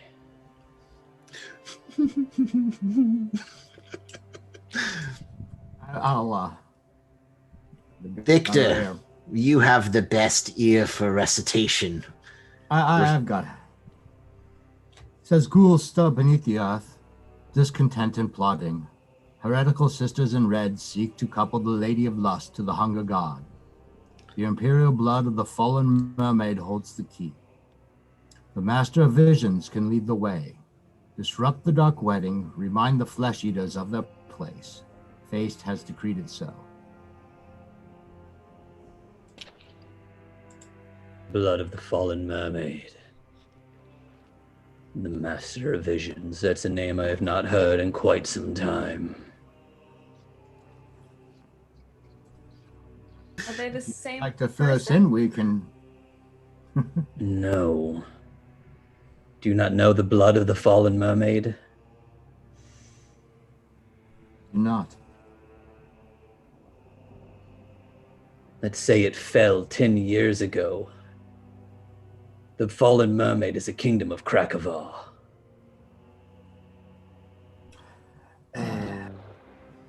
They have a mermaid on their sigil. It is the kingdom you all reside in.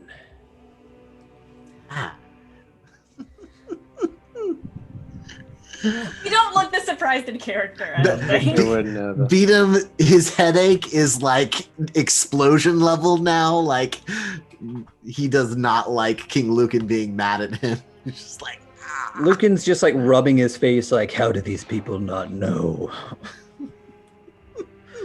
Or even ever ask anyone for like 3 sessions. But the Master of Vision.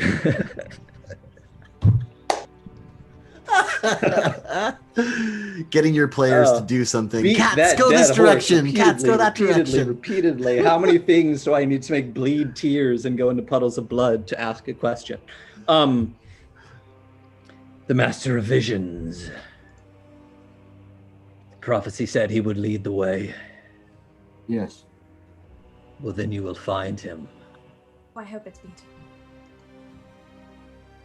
Beat of the magician was in you the whole time.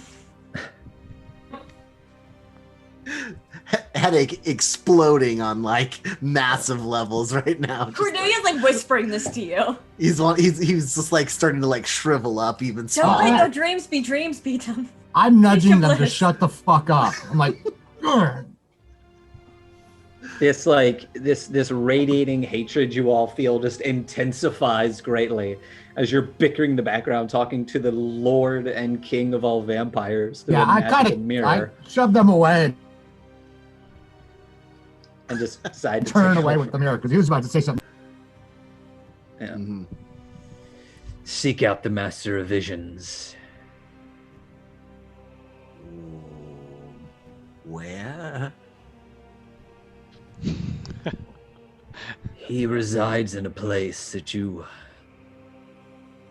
cannot find unless you're seeking it. Leave Zobek, head towards Griffin Tower, and then turn towards the Black Hills. Keep him in your mind, and you will stumble upon his domain.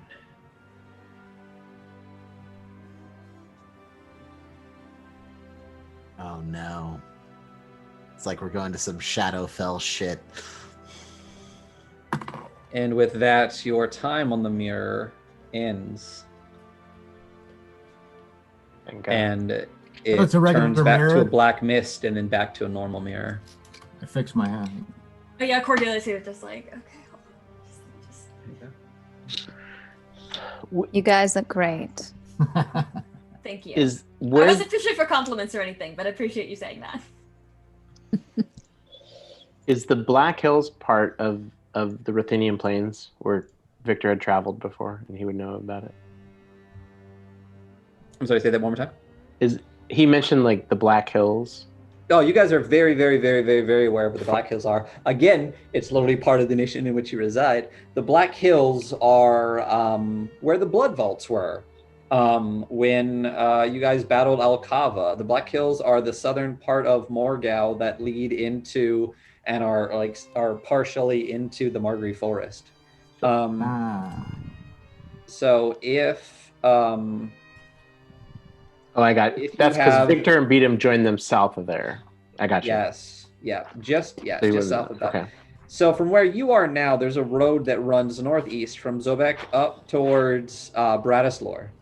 It cuts through the edge of the Margrave, but on that road between Zobek and Bratislor, directly to the right, are the Black Hills. He said to take a right prior to getting to the Griffin Tower, head into the edge of the Margrave, and if you keep him in your mind as you head into the Black Hills, you will enter his domain. But do we know who? Can it be just the generic him? Like, we don't know the specific. Master of Visions. I want to see the Master of Visions. Is that sufficient? Cordelia's not going to know that that's going to work. It's like, we're off to see the it's wizard. It's a really, really good thing that there are more competent casters in your group that might be able to put two and two together. Yeah. We're off to see the Master Visions. Master Visions of Oz. No? Okay. There you go. Yeah. Of the Black Hills. Of the Black Hills.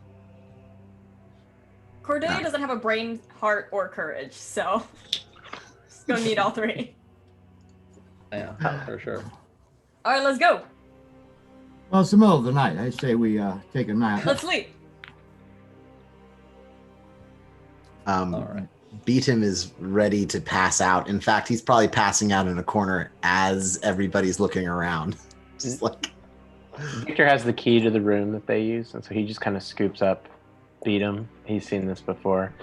He throws a few silver on the bar and takes him upstairs and tucks him in.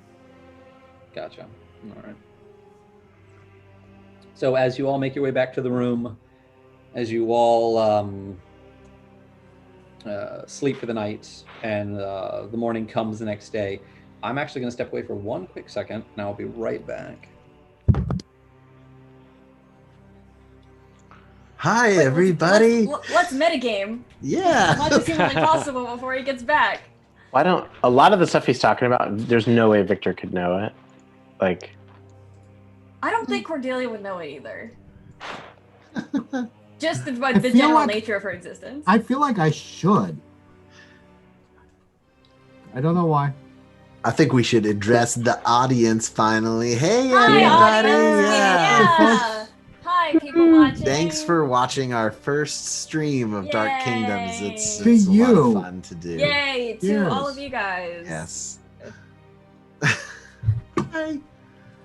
Is Sketch Chris? Do we know him in? Yeah, there's a lot of people in chat where I'm like, I feel like I should know who this person is. Yeah, I feel like I should know who this person is too. I know them all. We're all super know- tight. We go Yeah. way back, way back. Eric knows everybody. Yeah, that's just how I roll. Yeah. We. All right, and I'm Oh, back. man. Sorry about Oh shit! Saul, we didn't have this campaign on any Twitches, so we'll have like a eventually like a recap of all of our previous adventures, probably going up on exactly. Yeah, it was a private campaign that we're Yep. bringing public. We so- had 30 sessions prior to this, and yes, Sketch Risk is our artist. If you guys can see the preliminary drawings, they Yes. are amazing. You are so good. You are so talented. Yeah, they look And great. we will, yeah, Yeah, I we saw will, the prelim. It was rad. yeah. So I was planning on doing a recap before the session started tonight, but we got a little bit busy trying to get everything situated before we got started. So possibly sometime in the next 2 weeks, and if not, maybe at the beginning of the next session, I will do a recap of the previous 30 episodes, and maybe at some point I have all of the audio from session, I think 5 on, and from about session like 18 or 20-ish, we have at least the Zooms. So maybe we'll throw those up at some point and you can at least get the audio. But I will do a recap before that starts next time. So as we head back into this campaign, the night falls, the sun then rises. Beatum, you still have a massive headache. Where would you all like to go? Well, I say we head on our way to the Black Hills. Keep him in our With the mind. power. We keep him in our mind. Yeah, well, we don't have to do that right away. Beatum's gonna get on his pony after having some breakfast and light up some Requiem resin just to, Just scraping the bowl. Oh yeah, just to get like a little bit and remove his headache. Roll a little res ball and stick on top. Gotcha. All right. Yeah. Okay. So, and that is to kind of keep the withdrawal at bay. Oh yeah, because it feels like it's coming in hard. Yeah. Oh yeah. So a little hair of the Requiem dog. And you, I assume, Beatum, hop on your pony. The rest of you, in one way, shape, or form, acquire horses, carts, whatever it may be, on how you're going to travel, and you leave Zobek out the eastern gate across the Puffing Bridge. You make your way along up the road on the way to Bratislor. You enter the Midgard, and you know that the Western Midgard is more. Is it Margrave? I'm sorry, Margrave. Yes. Oh, thank you, okay. Victor. That's right. You enter the edge of the Margrave. The Western Margrave is not quite the same as the center or southern Margrave. It's still weird, but it is more populated. There are on this main road. It's the main road between Zobek and Morgav, especially Bratislor, and you find a lot of like carriage houses along the way and things like that. But that's generally after the Griffin Tower, and you were told to turn before the Griffin Tower. And at one point, as you are getting close to the Griffin Tower, you do see what appears to be some dark shapes flying across the sky, but they stay distant from you. And as you head towards the Griffin Tower and turn into the Margrave, at this point, I would say that this is how far is that? What's great about Midgard's map from Kobold Press is I can actually say how far is this, and it is approximately 100 miles, give or take. So we will say it takes you the better part of the day to get as far as you are now. So as you enter the Margrave and head towards the Black Hills, it becomes night. And as you are walking along, keeping the thought of the Master of Visions in your mind, you realize that the forest around you is slowly changing. Beatum starts slapping around in his robes, looking for a little piece of the tree thing. He's like, Cordelia watches Beatum do it and does that too. It's in the bottom of her purse. It's like You're talking about those bracelets protective bracelets made by the Starless family. The random assortment of orphans and pixies and dryads that attempted to murder you all, and where you found Sylvester waiting to be sacrificed to the forest. Yeah. In the fingers of Dendir, deep within the Margrave. So as you do that, you find yourselves here.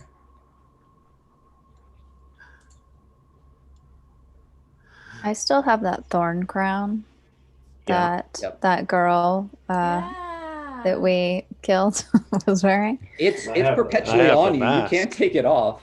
Yeah. So you actually I completely forgot. You do have a crown of thorns on, don't you? Yeah, I forgot about that too. Isn't it always bleeding too? She's kind of got a very like JC vibe going on a little bit, if you get what I'm saying. I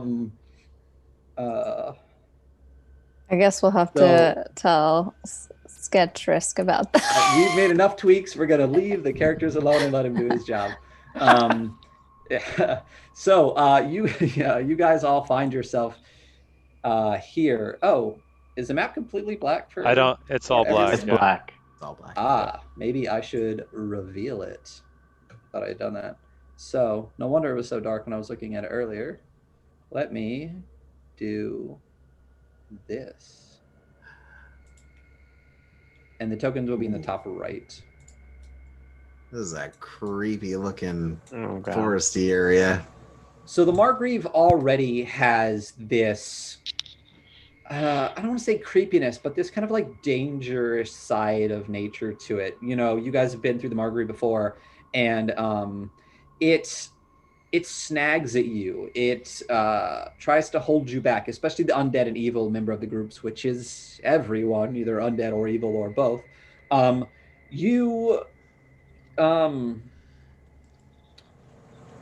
not what I wanted to bring up. And that's why you have the Starless bracelets on. They actually protect you from the presence of the Margrave, and how the Margrave and its living nature and its antipathy towards the undeath and evil tugs at you. The bracelets protect you from it. But this is different. This is darker. This is not like when you were here before. There is this kind of pervasive fog over everything, and everything around you. The Margrave is always teeming with life. This is not. This is a shadow forest of some sort that you have now entered. And ahead of you, you see what appears to be, let me go back to Roll20 is Roll20. You see what appears to be a shallow water crossing before the path would take you down and around. This map is a still from Dynamic Dungeons on Patreon. So I need to remember to tag him at some point. So if we were in our home game, thanks to Dynamic Dungeons, this would be animated and moving, and a fog would be across it and everything. So, but Roll20 is Roll20. So as you enter this shadowy forest region, you get the sense that maybe this is the direction you should be heading in. And what are you going to do? I want to make my way to the water line here. Okay. And just wait a moment, kind of look around closely, listen. See if I notice anything out of the ordinary. Beatum, or if it's sorry. all quiet. Beatum's gonna whisper to Victor and say, lead the brother forward, Pony. I need to close my eyes and think. Slowly, please. And Beatum's going to begin keeping in his mind the Master of Visions. Yeah, you were all, kind of keeping in mind the Master of Visions, and that's kind of how you got into this. Oh, okay. So well, now he's going to extra keep it in his mind. You're going to actually, he's just Master of Visions. He's got, Victor has like his little sash kind of drawn back, and so Beatum can just hold it like a little kid, and he's got. There you go. I'm on a pony. I'm on a pony though. Oh, you're up on the pony. Am I up on a pony still? Or are we walking? Yeah, but the water there is this water crossing in front of you, and as the pony starts to get towards it, it doesn't seem that deep. Deep for you, don't get me wrong. It's like here, but that's like hips for everybody else. But the pony, as he's led forward by Victor, shies back from it, and not just shies back, rears back from it, and. Why don't you give me a dexterity saving throw? Boo, no. This is your best. Stealth, baby. Let's go. Not bad. Not terrible for you. And it's a tiny pony. Yeah. You don't fall far, and as you start to tumble off the pony when it rears, you actually have your hands kind of twisted up in the reins, and as you fall, it kind of catches you, and you actually end up kind of like dangling off the side of it more than falling off, and then Victor! Gently lower yourself back down. Victor, but as soon as you let go of the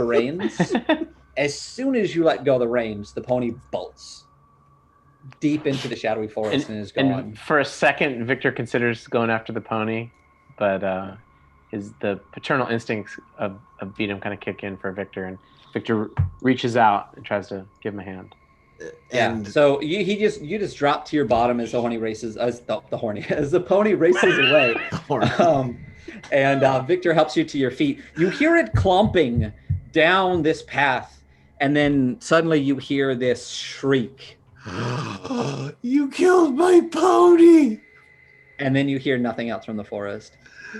I can't believe you killed my pony. I never get to have nice things in this game. I didn't kill anything. Every pet you have dies. Shadow Forest did. Sure. So what are we doing? Okay. So what are we doing? You put your bracelet on. I want to check out how deep is the water? Can I tell? The water for you is about hip deep. Yeah, it's pretty murky. You can see that it's and it's dark out and the water's kind of murky. So yeah, when you as you're at the water's edge, you find a stick next to you, this kind of brittle, like broken thing, and you poke down and you see that it's about hip deep. Okay. No reaction from my no. As you stir stick. around, okay. Do whatever. There doesn't seem to be anything in the water. How wide is it? Like how far across? It's only about 10 feet. It doesn't seem like it's anything like excessively difficult to cross. You can just walk right across it and continue on. As Victor's looking at the water, has he seen anything like this before? Kind of like, because entering the Margrave on the other side. Yeah, once or twice in your life, you've seen hip deep water, and it seems to be kind of watery and about hip deep. Okay, but he's not getting any vibe off of the.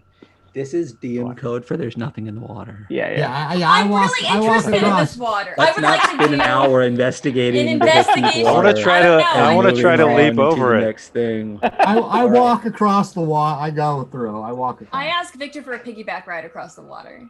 I want to jump. But he already has Beatum in his arms, and then Curdy. And I just jump on his back. Yeah, roll me. I believe it's an athletics check if you want to leap across the entire thing. I just looked up a jumping mechanic recently. I can't remember what it is. That's. Could I do acrobatics? That's a dex. Sorry, babe. Our athletics is strength. Athletics is acrobatics is like backflipping and stuff like that. But athletics specifically is running, jumping, pulling, pushing. So it is. Oh, that's random. Athletics. It's strength. Okay. Yeah. It's not strength, so That it's strength, sucks. but it's athletics. We try backflipping over it. All right, whatever. I'll do it. 14. Yeah, you take a some steps back. You do the whole running long jump thing, and just like they do, you stick your feet out to get those extra couple of inches. You're able to just clear, and as you're kind of doing this whole thing on the edge, you catch yourself and are able to move yourself across to the other side as you jump. Okay. So I start walking through it, and I'm clapping for Cutter as I do so. I'm like, oh. Yeah, there you go. That was such a good as jump. you're walking through the Quiet. water, the sound of the clap. No. So yeah, you make your way across uneventfully. You're wet now from the waist down. The water feels kind of grainy. There's definitely like a that murkiness to it kind of sticks to you, but you easily make your way across. You and Annie. And Victor has beat him in one arm, and then he will allow Cordy to piggyback. Just hop on his back. Yeah, give me a strength check. There we go.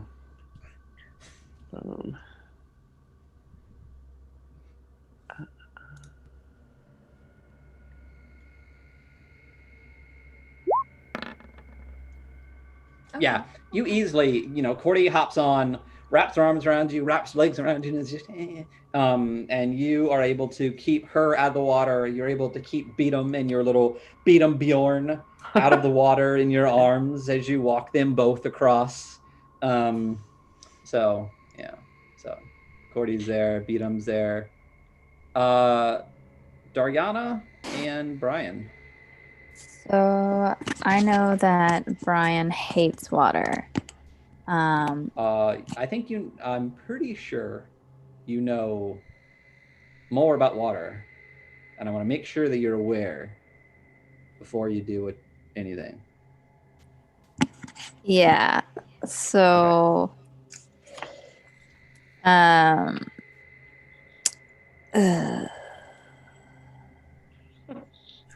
well, I'm gonna have to tell Brian that he has to wait here. Don't do it.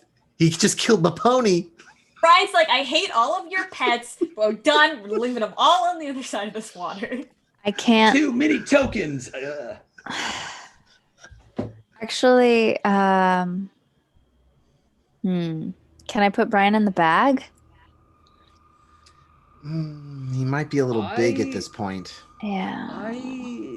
Need the barrel. I would say that if you chop some of him off, reduce his size to medium, take his maximum hit points down by 20. Okay. And leave a nice big puddle of blood behind you. Clotty, kind of like dark red jello. You would be able to fit him in the bag, and at this point, until something is taken out, nothing else would fit. Oh. Is Atticus still in there? Not his face. I think his body. I do think. Atticus is No. right. Yeah. Yeah. Always. Yeah.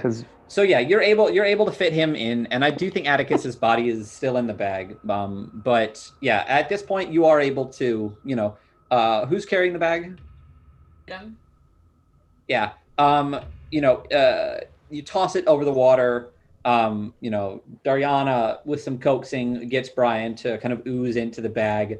It seals. It's a little tight, feels a little bulging, but you're able to then keep a hold of Brian. It over my head. And wade cross through the the water. And do you want to give the bag back to Beatum or to keep it? Sure, but I'll let Brian out once we've crossed. Okay. I mean, is it like swampy? Is this going to be a problem again? Can we tell? There's more water here, but this kind of just seems more like a little stream crossing. Okay. It doesn't seem swampy. Everything seems dry, arid, good. dead. Doesn't seem swampy. Cool. Yeah. I'm gonna communicate with Brian and just let him know that I'm sorry that we had to do that to him. Like when you put a dog in a crate and you're just like, I'm so sorry. Yeah, or give him a bath. That's just. So do you let him out of the how bag Brian- or just keep him in it for now? If it seems like we're gonna have to cross more water, I'll keep him in. There's a possibility. I mean, it's a river. There are streams and stuff. So. Okay. All right. Beatum takes the bag back and promises to release Brian when directed to do so. Okay. He also has a couple of elemental conversations with Brian too. So making Eric. Yeah. So as you guys start making your way, it looks like you could just kind of go through this brush and start going this way. As you start making your way forward, you actually start to notice a mist rising up from the water and the trees and everything around you. And it's not even so much a mist as it is this kind of black, roiling smoke. And from out of the smoke, you see these figures rise up around you.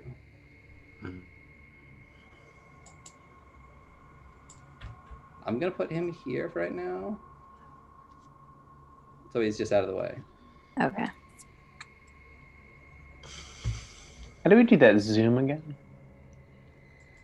What do you mean? There was like a way to zoom on the token, see what they look like. Oh, just click Z. Yeah, so I can actually just do a shift Z for everyone. Oh, cool. So you see this shadowy form come out of this black roiling mist. And at this point, you see nothing else around you. You just see this ring of black smoke and these figures on the edge of that ring. These figures all start making their way towards you simultaneously. What do you do? Click on my token and get ready to roll initiative. Victor steps in between Beatum and this one, but does not do anything else. Gotcha. As the shadow moves towards you, it touches you, and everything goes black. The shadow moves in towards Sylvester, and everything goes black. Towards Cutter, everything goes black. Touches Beatum, blackness. Cordelia, Dariana, these things reach towards you. Cordelia, you're slashing your swords through the things that's coming in towards 100%. You. Passes through as if it's not touching anything. A hand reaches out, grabs your face. Everything goes black. Congratulations, campaign's over. You're all dead. Yay! Best Twitch ever. Could I have everyone but Beatum please take off their headphones? Oh shit.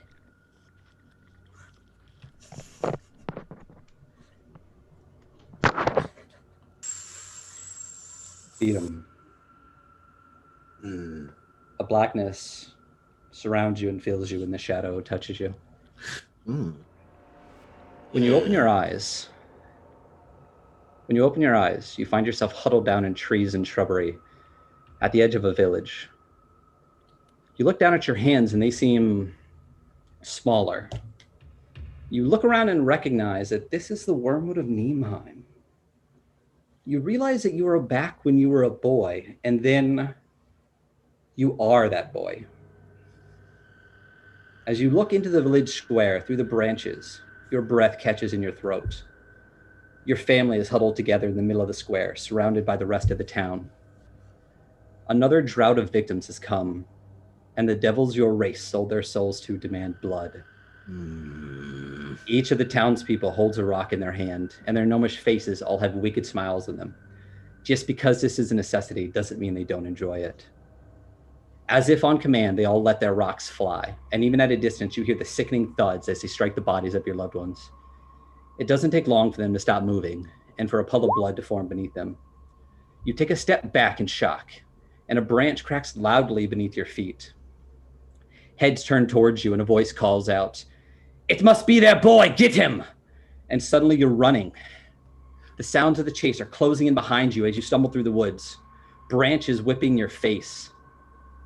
You hear a voice in your mind. You can't run forever, boy. Tell me, how are you going to escape? And I want you to tell me what you're going to do. And then I'm going to tell you what kind of roll I want you to make. Consider this a variant skill challenge. Beatum is going to focus on that voice and visualize the voice in front of him. He mutters. He actually screams like anything it takes. When this vision is happening, can you hear me? Yes. Yes. You are your younger self. Oh. You are a young boy running through the forest, fleeing from the townspeople that killed your parents. The voice asks you what you're going to do. And as this young Beatum running, escaping your brethren, your kin, this devilish, murderous gnomes of Niemheim, what are you, Beatum, going to do? Little boy Beatum finds the thickest part of the wormwood. He knows it because he hides out there a lot from the other kids that pick on him. And he knows that him being smaller, he can fit through some of these places that even the other small gnomes can't get into. And he wriggles in and hides in there. And as soon as they pass him by, he pulls out the other side and runs as far away as he can. Before you're able to run, as you're hiding in that little alcove, I want you to make me a stealth check. I am so great at stealth, so...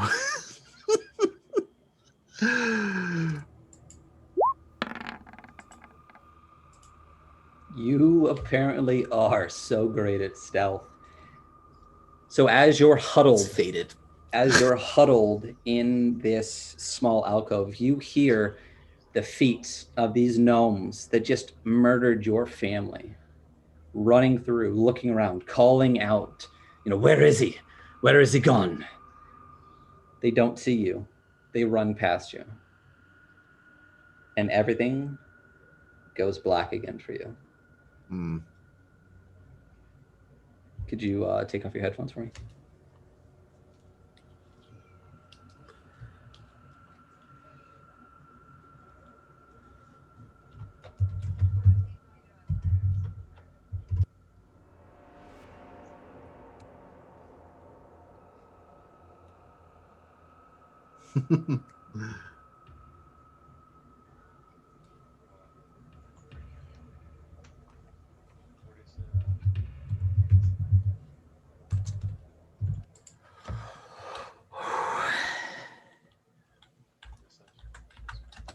Hi. Oh, hello. As this darkness surrounds you, everything goes black. And when you open your eyes, everything is blurry. You try to raise your hands and rub them, but you can't. As your vision comes into focus, you realize that beside your eyes, you are unable to move. You look down at yourself and you see that you're wearing nothing but undergarments, and all of your possessions are gone. Standing there paralyzed, you look around you and you find yourself in familiar surroundings. It's your home back in Morgau, and more specifically, it's the family room where you used to do dances for your parents in front of the fireplace. And there they sit in front of a warm fire. Your mother is trying to read a book and your father is going on about this or that, mostly court intrigue and gossip. Suddenly, the door to the room bursts open and a hooded figure holding something in their hands marches in. Your father jumps up, but before he can even speak, the figure tosses what they're holding at his feet. The object rolls across the floor and settles in front of him, and you see that the head of your master, Madame Giry. The face contorted in a scream that must have been there when she died. Your father shouts, "Who are you? Why have you done this?" A chuckle escapes from the figure before they raise their hands and pull back their hood, revealing a beautiful face and blonde hair that you recognize immediately. The figure says, "I would tell you to ask your daughter, but you'll never get the chance." She pulls a silver blade out from beneath her cloak. And before your father can move, and before your mother can even stand up to run, she cuts them down, coating your childhood stage in blood. She puts away her blade and walks over to the fireplace, putting one hand up on the mantle as she stares into the flames, her back to you. Suddenly you realize you can move. And not only that, you feel something in your hand. And when you look, you see that you're holding a simple short sword. There is a clear path to the door and a clear path to your enemy. You hear a voice in your head say, Tell me, so-called blood sister, are you going to fight? Or are you going to flee? I want you to tell me what you're going to do, and then I'm going to tell you what kind of roll I want you to make. And you can consider this a variant skill challenge. Oh my god, my little hummingbird heart. Okay. I think just complete rage is going to consume her, and she's going to charge right at Speed. No hesitation whatsoever. Roll me an attack roll. No, because you have a plus 18. You use Dex, right? Yeah, but it's still an attack roll. Roll me just a Dex check. Hang on, I need to breathe for like a second. Okay, so it's just a Dex. Okay. I'm just gonna type it in. I almost typed it into its chat. Oh my god. Okay, wait, it won't let me. Oh yeah, I can just click on it. I'm gonna use my Nope, I'm gonna let it go. This is what happens. You're gonna let it go? Fuck, I'm using my inspiration. I'm using it. It. Fuck! Let me turn off that inspiration you just used. Oh my god, that's the second time I've used inspiration, and it's for literally nothing. What's your black card? I don't know. A red card, I'm sorry. So, as you race forward, rage consuming you, past the bodies of your parents, past the head of your dead master, Sabine hears the footsteps coming. As you swing with your sword, she turns away, produces the silver blade, and strikes you through the chest. Everything goes black around you. Can you take off your headphones, please?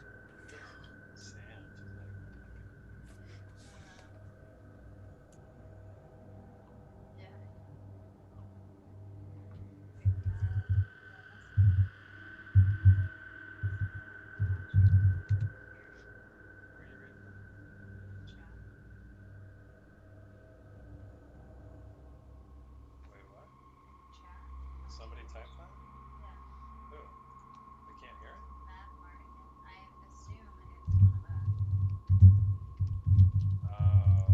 I realize now, chat, that I should have given them some type of clue in order to tell them to put their headphones back on, and I failed in that. So now I get to wave and tell people to check the chat.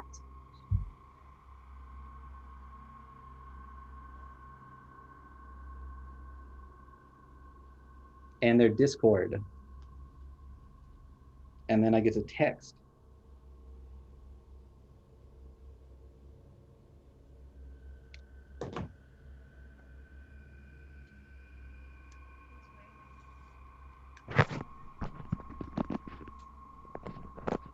Hi, everybody. I want to talk to Cutter, but please keep an eye on the Zoom chat for when you're going to be up.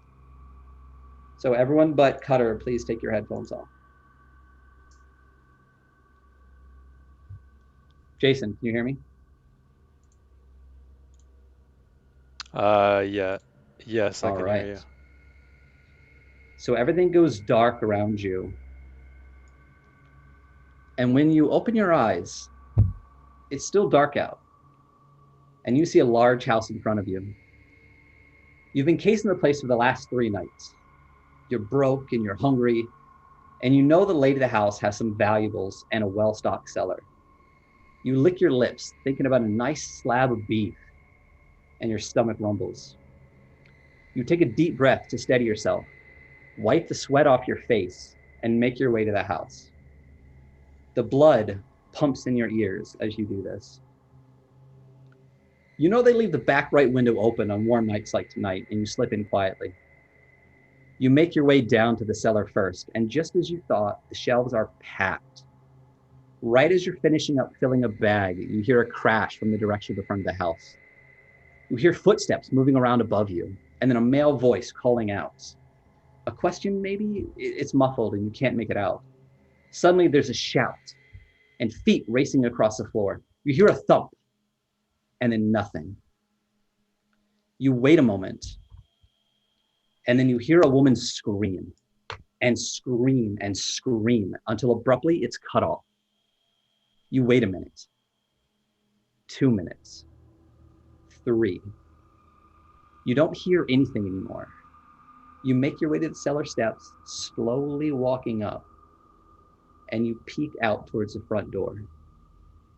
It's open, and there's just enough moonlight coming through to make out the scene.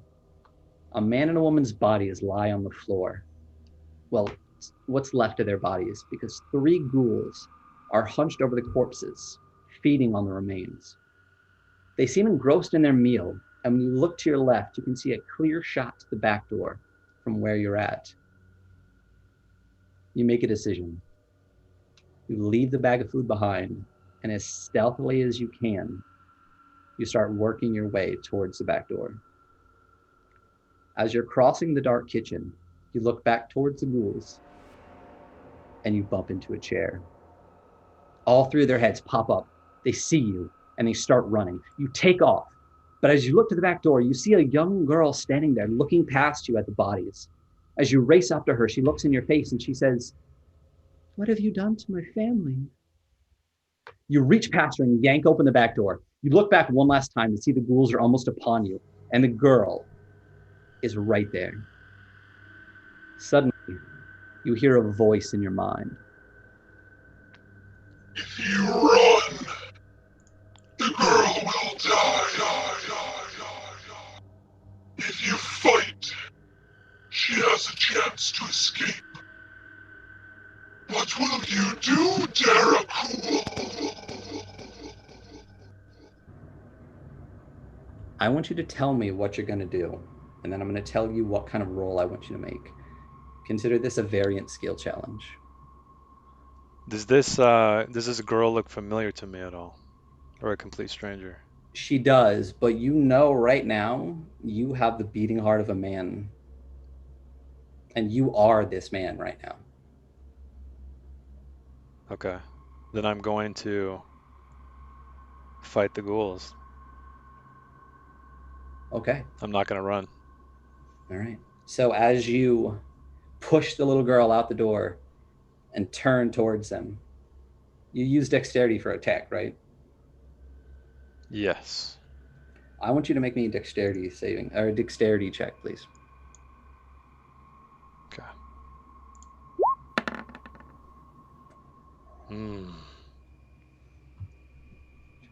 Seeing, do you let me just see what your blue card is. I don't think it's going to help you at all. No, it's movement does not provoke attacks of opportunity. Yeah. So as you turn to face these ghouls, you're overwhelmed as they leap onto your body and start ripping at you. You're able to hold on to 2 of them, but one runs past you and out the door after the little girl. You reach out towards her as you feel the flesh being ripped off your body, and everything goes black for you again. I want you to take off your headphones, please.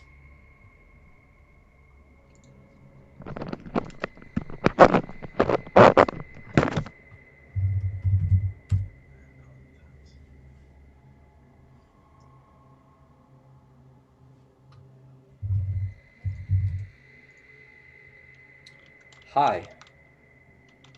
Hi. So as you're standing in that shadow forest, the shadow reaches out and touches you and everything goes black. You're engulfed in this darkness. And when you open your eyes, you find yourself sitting on a divan in the parlor of a palatial mansion while Brian moves back and forth across the room in front of you.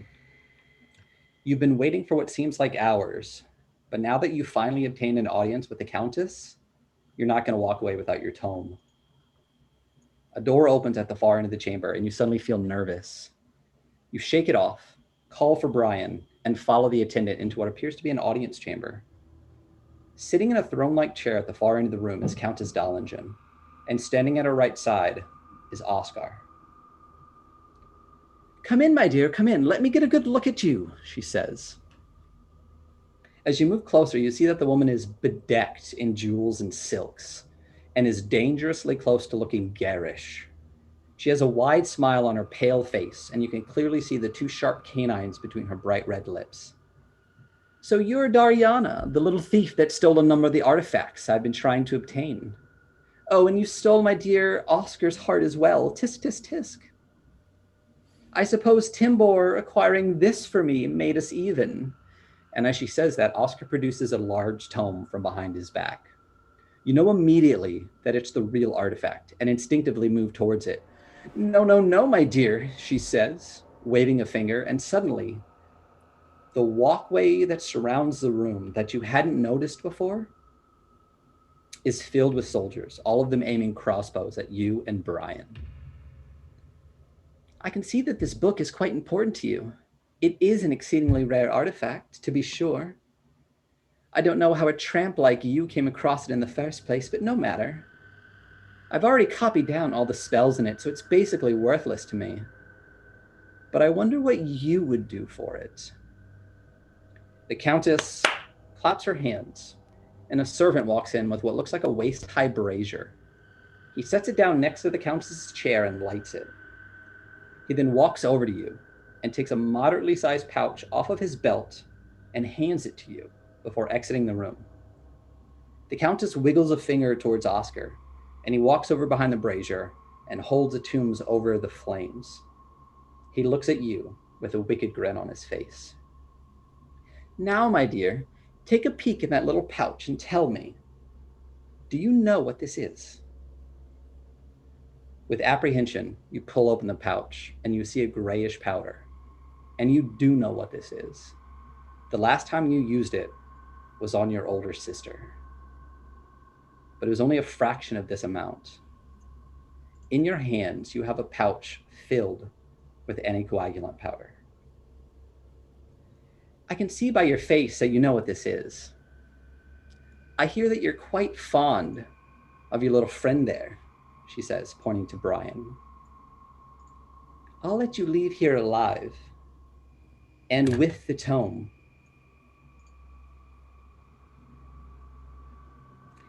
If you pour that bag out over your pet and watch him melt away at your hands, either that or the tome burns. Suddenly, a voice fills your mind. Which will you choose, Lord Sorceress? Your guardian and only friend in the world, or your legacy, which you've killed for already.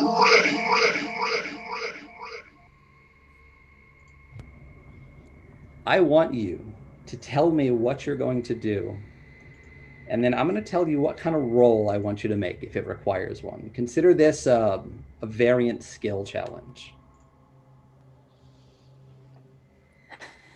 Okay.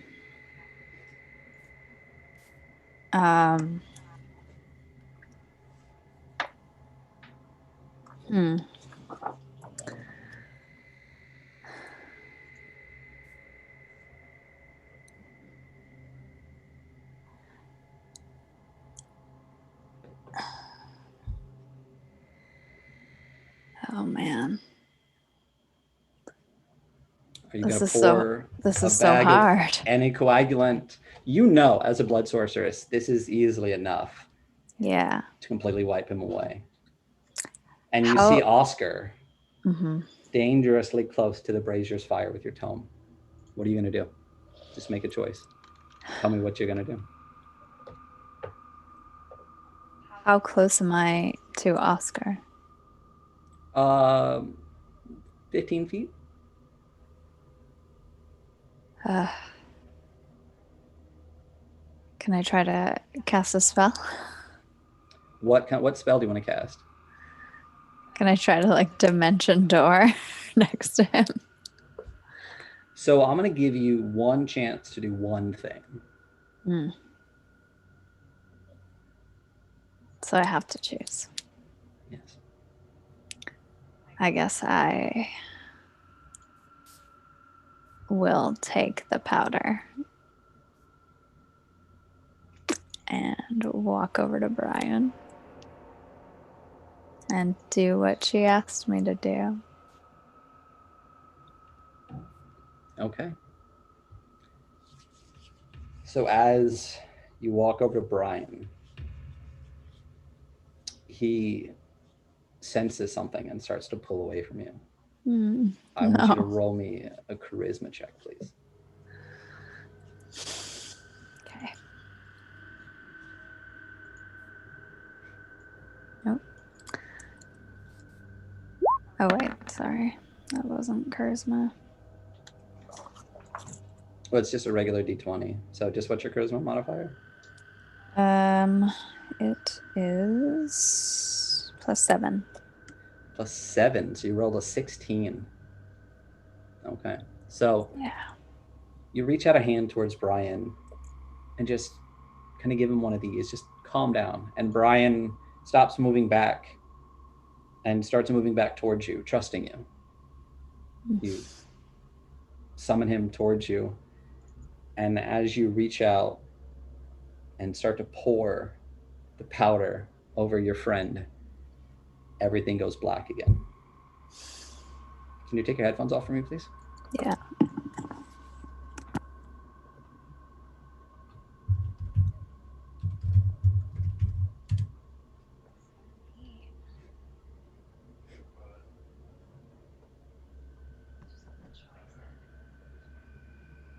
Hi. Just unmute yourself for me. There we go. All right. Sylvester, as the shadow touches you, everything goes black. And when you open your eyes, you find yourself walking down a road on a normal, bright fall afternoon. Nothing at all seems to be amiss, and you stroll along towards the next town. You and Annie chat away, telepathically, of course, with her invisible hovering around your shoulders. There's some traffic on the road, but it thins out as the sun gets lower. You should still easily make it to the next town, and if not, you've slept in a hedge before. A young man is on the road ahead of you, going in the opposite direction. As he passes you, he seems vaguely familiar, but you let it go and keep walking. Suddenly, you hear a screech in your mind, and you realize it's Annie, and it's coming from behind you, not beside you. When you turn around, you see the young man. He has a crossbow at his feet, and he's pulling on a rope attached to a bolt that is stuck through Annie's back and coming out its shoulder. He hauls the imp in all the way, grabs it tight to his chest, and pulls out a glowing dagger and puts it to the imp's throat. "Do you recognize me, Hamish?" the man says. And now you do. This is your brother Hiram. Did you know Hardwin was dead? He died the night Mother died. The night you two burned down the Vekvorn's farm with them in it. By the time someone found him the next morning, he had bled out from a bite on his neck. I knew it was you, Hamish. Our father died. Our mother died because of you, and you killed our brother. And then you left me with nothing. But I've been following you, Hamish. I've been watching you. And I don't blame you, not anymore. I'll blame this thing and whatever link you have with it, he says, holding Annie. I'm going to save you, brother. I'm going to kill this thing and set you free. And suddenly, you hear a voice in your mind, and not one you've heard before. What are you going to do, Dampier? Which are you willing to lose? The last family you have? Or the power you've obtained? I want you to tell me what you're going to do. And then I'm going to tell you what kind of roll I want you to make. You have one action, one choice. Consider this a variant skill challenge. Can I cast spells or no? Yes, yeah. You have one action to make, and I'll just determine what the roll will be. Your brother is there in front of you, holding a glowing blade to Annie's neck. Okay, well, in that case, I would cast Dominant Person on my brother. Okay. Roll me an Arcana check, please. That's not my strong suit, but here we go. Sorry, hold on.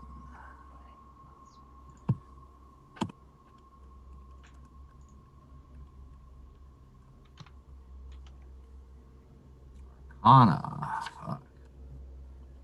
Pardon my language. Ooh. Didn't go well. As you cast this spell,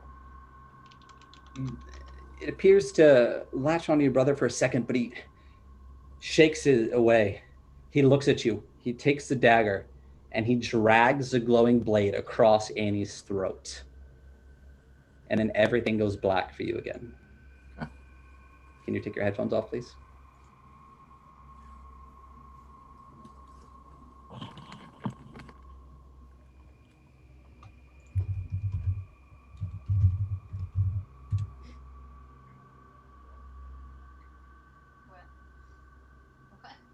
All right. Everything goes black when the shadow touches you. And when you open your eyes, you find yourself at a campfire with the rest of the party. Daryana is sitting with Brian, Sylvester is with Annie, Cordelia is bothering Cutter, and Beatum is sitting next to you. You've cherished nights like this in the past, when it felt like you truly had a family again after leaving the Calder. This should bring you peace. It should bring you joy. But you are miserable, and you're torn, and your faith is shaken. You have felt a pull to protect Beatum for months now. It's what brought you across the Athenian plains into this group in the first place. But that feeling has changed. Something happened, and you don't know what, but you know that Chernobog is telling you something different now. Something you don't want to hear. You have to kill Beatum. And you have to do it soon. You've been putting it off, but the feeling is growing. It's like a pressure building inside you, and there's not much time left before it erupts. As it gets later in the night, each of the party makes their way to their tents. You're on first watch with Cutter, who doesn't need sleep anyway. And as the hours drag on, you see that the Darkul has entered his strange, semi-comatose state. You know he's still aware, but that awareness is dulled. When you were setting up camp, you purposely put your and Beatum's tent farther away than you usually do. You slowly leave the campfire behind and quietly make your way over to it. And you see Beatum's little feet sticking out the front. You walk around to the other side of the tent so you can see Beatum's head clearly, and you pull out your Mace of Destruction. As you stand there, looming over the body of your friend, you grip your weapon as hard as you can, and a voice enters your mind, and this is not a voice that you've heard before. What will you do, Chernobog's Reaper? Kill your friend and lose your family? Or reject your God and lose your faith? I want you to tell me what you're going to do. Consider this a variant skill check, and I'll give you one roll to make. You have one action, one choice. So I'm standing over his head right now at the end of the tent. You're at the end of the tent, and Beatum is laying in front of you. You have the Mace of Destruction in your hand, and you have one action and one choice to make. Okay.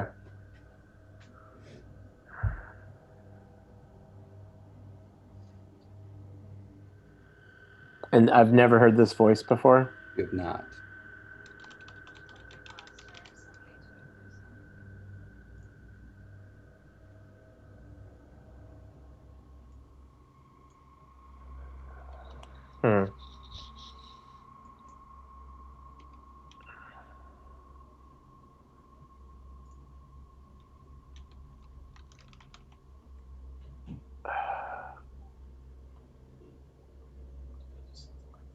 So Victor, he is Beadham's asleep, kind of like in a drug haze kind of thing? Yeah, he's just knocked out. Okay. You're standing there over top of him. You have this mace gripped tight in your hands. You know what your god is telling you to do. Okay. Victor. So I am convinced that it's Chernobog. You are convinced that you have a pressure and a feeling and a pull from Chernobog telling you to kill Beatum. Okay. But the voice in your mind was another voice just asking you, what will you do? Okay, you have one choice and one action. What are you going to do? So this is going to look a little different. Even though I have the mace in my hand, so I hold the mace with like one hand and I kind of put it down like a cane. Okay. And so that heavy part of the mace is right next to his ear. And then I take one knee. I take a knee and I look at him. And then I look down and I do that sign of the triangle. And I say, Spasiva. And then I'm going to do that necro bitch slap on his face with my hand. Just the maximum. Just going to grab his face and cast to kill him. Channel divinity, inflict wounds, everything. Everything all together just to try to kill him as fast as possible. Channel death into him. Roll me an Arcana check, please. Okay.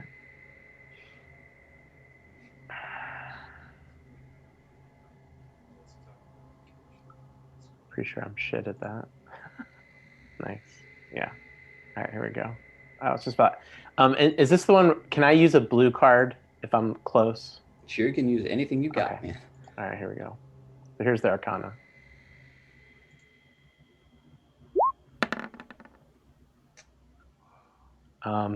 Yeah, I mean, I guess I'll use the blue card since maybe it'll make a difference. So the blue card is a +1 d4. Let's get a d4 here.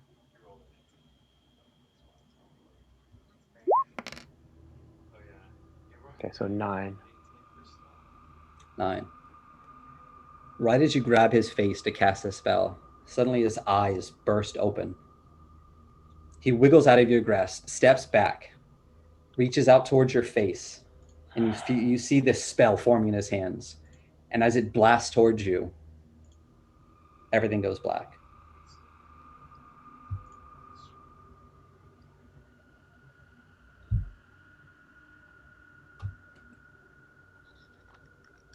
No, you can keep him on. Is everybody on? Okay.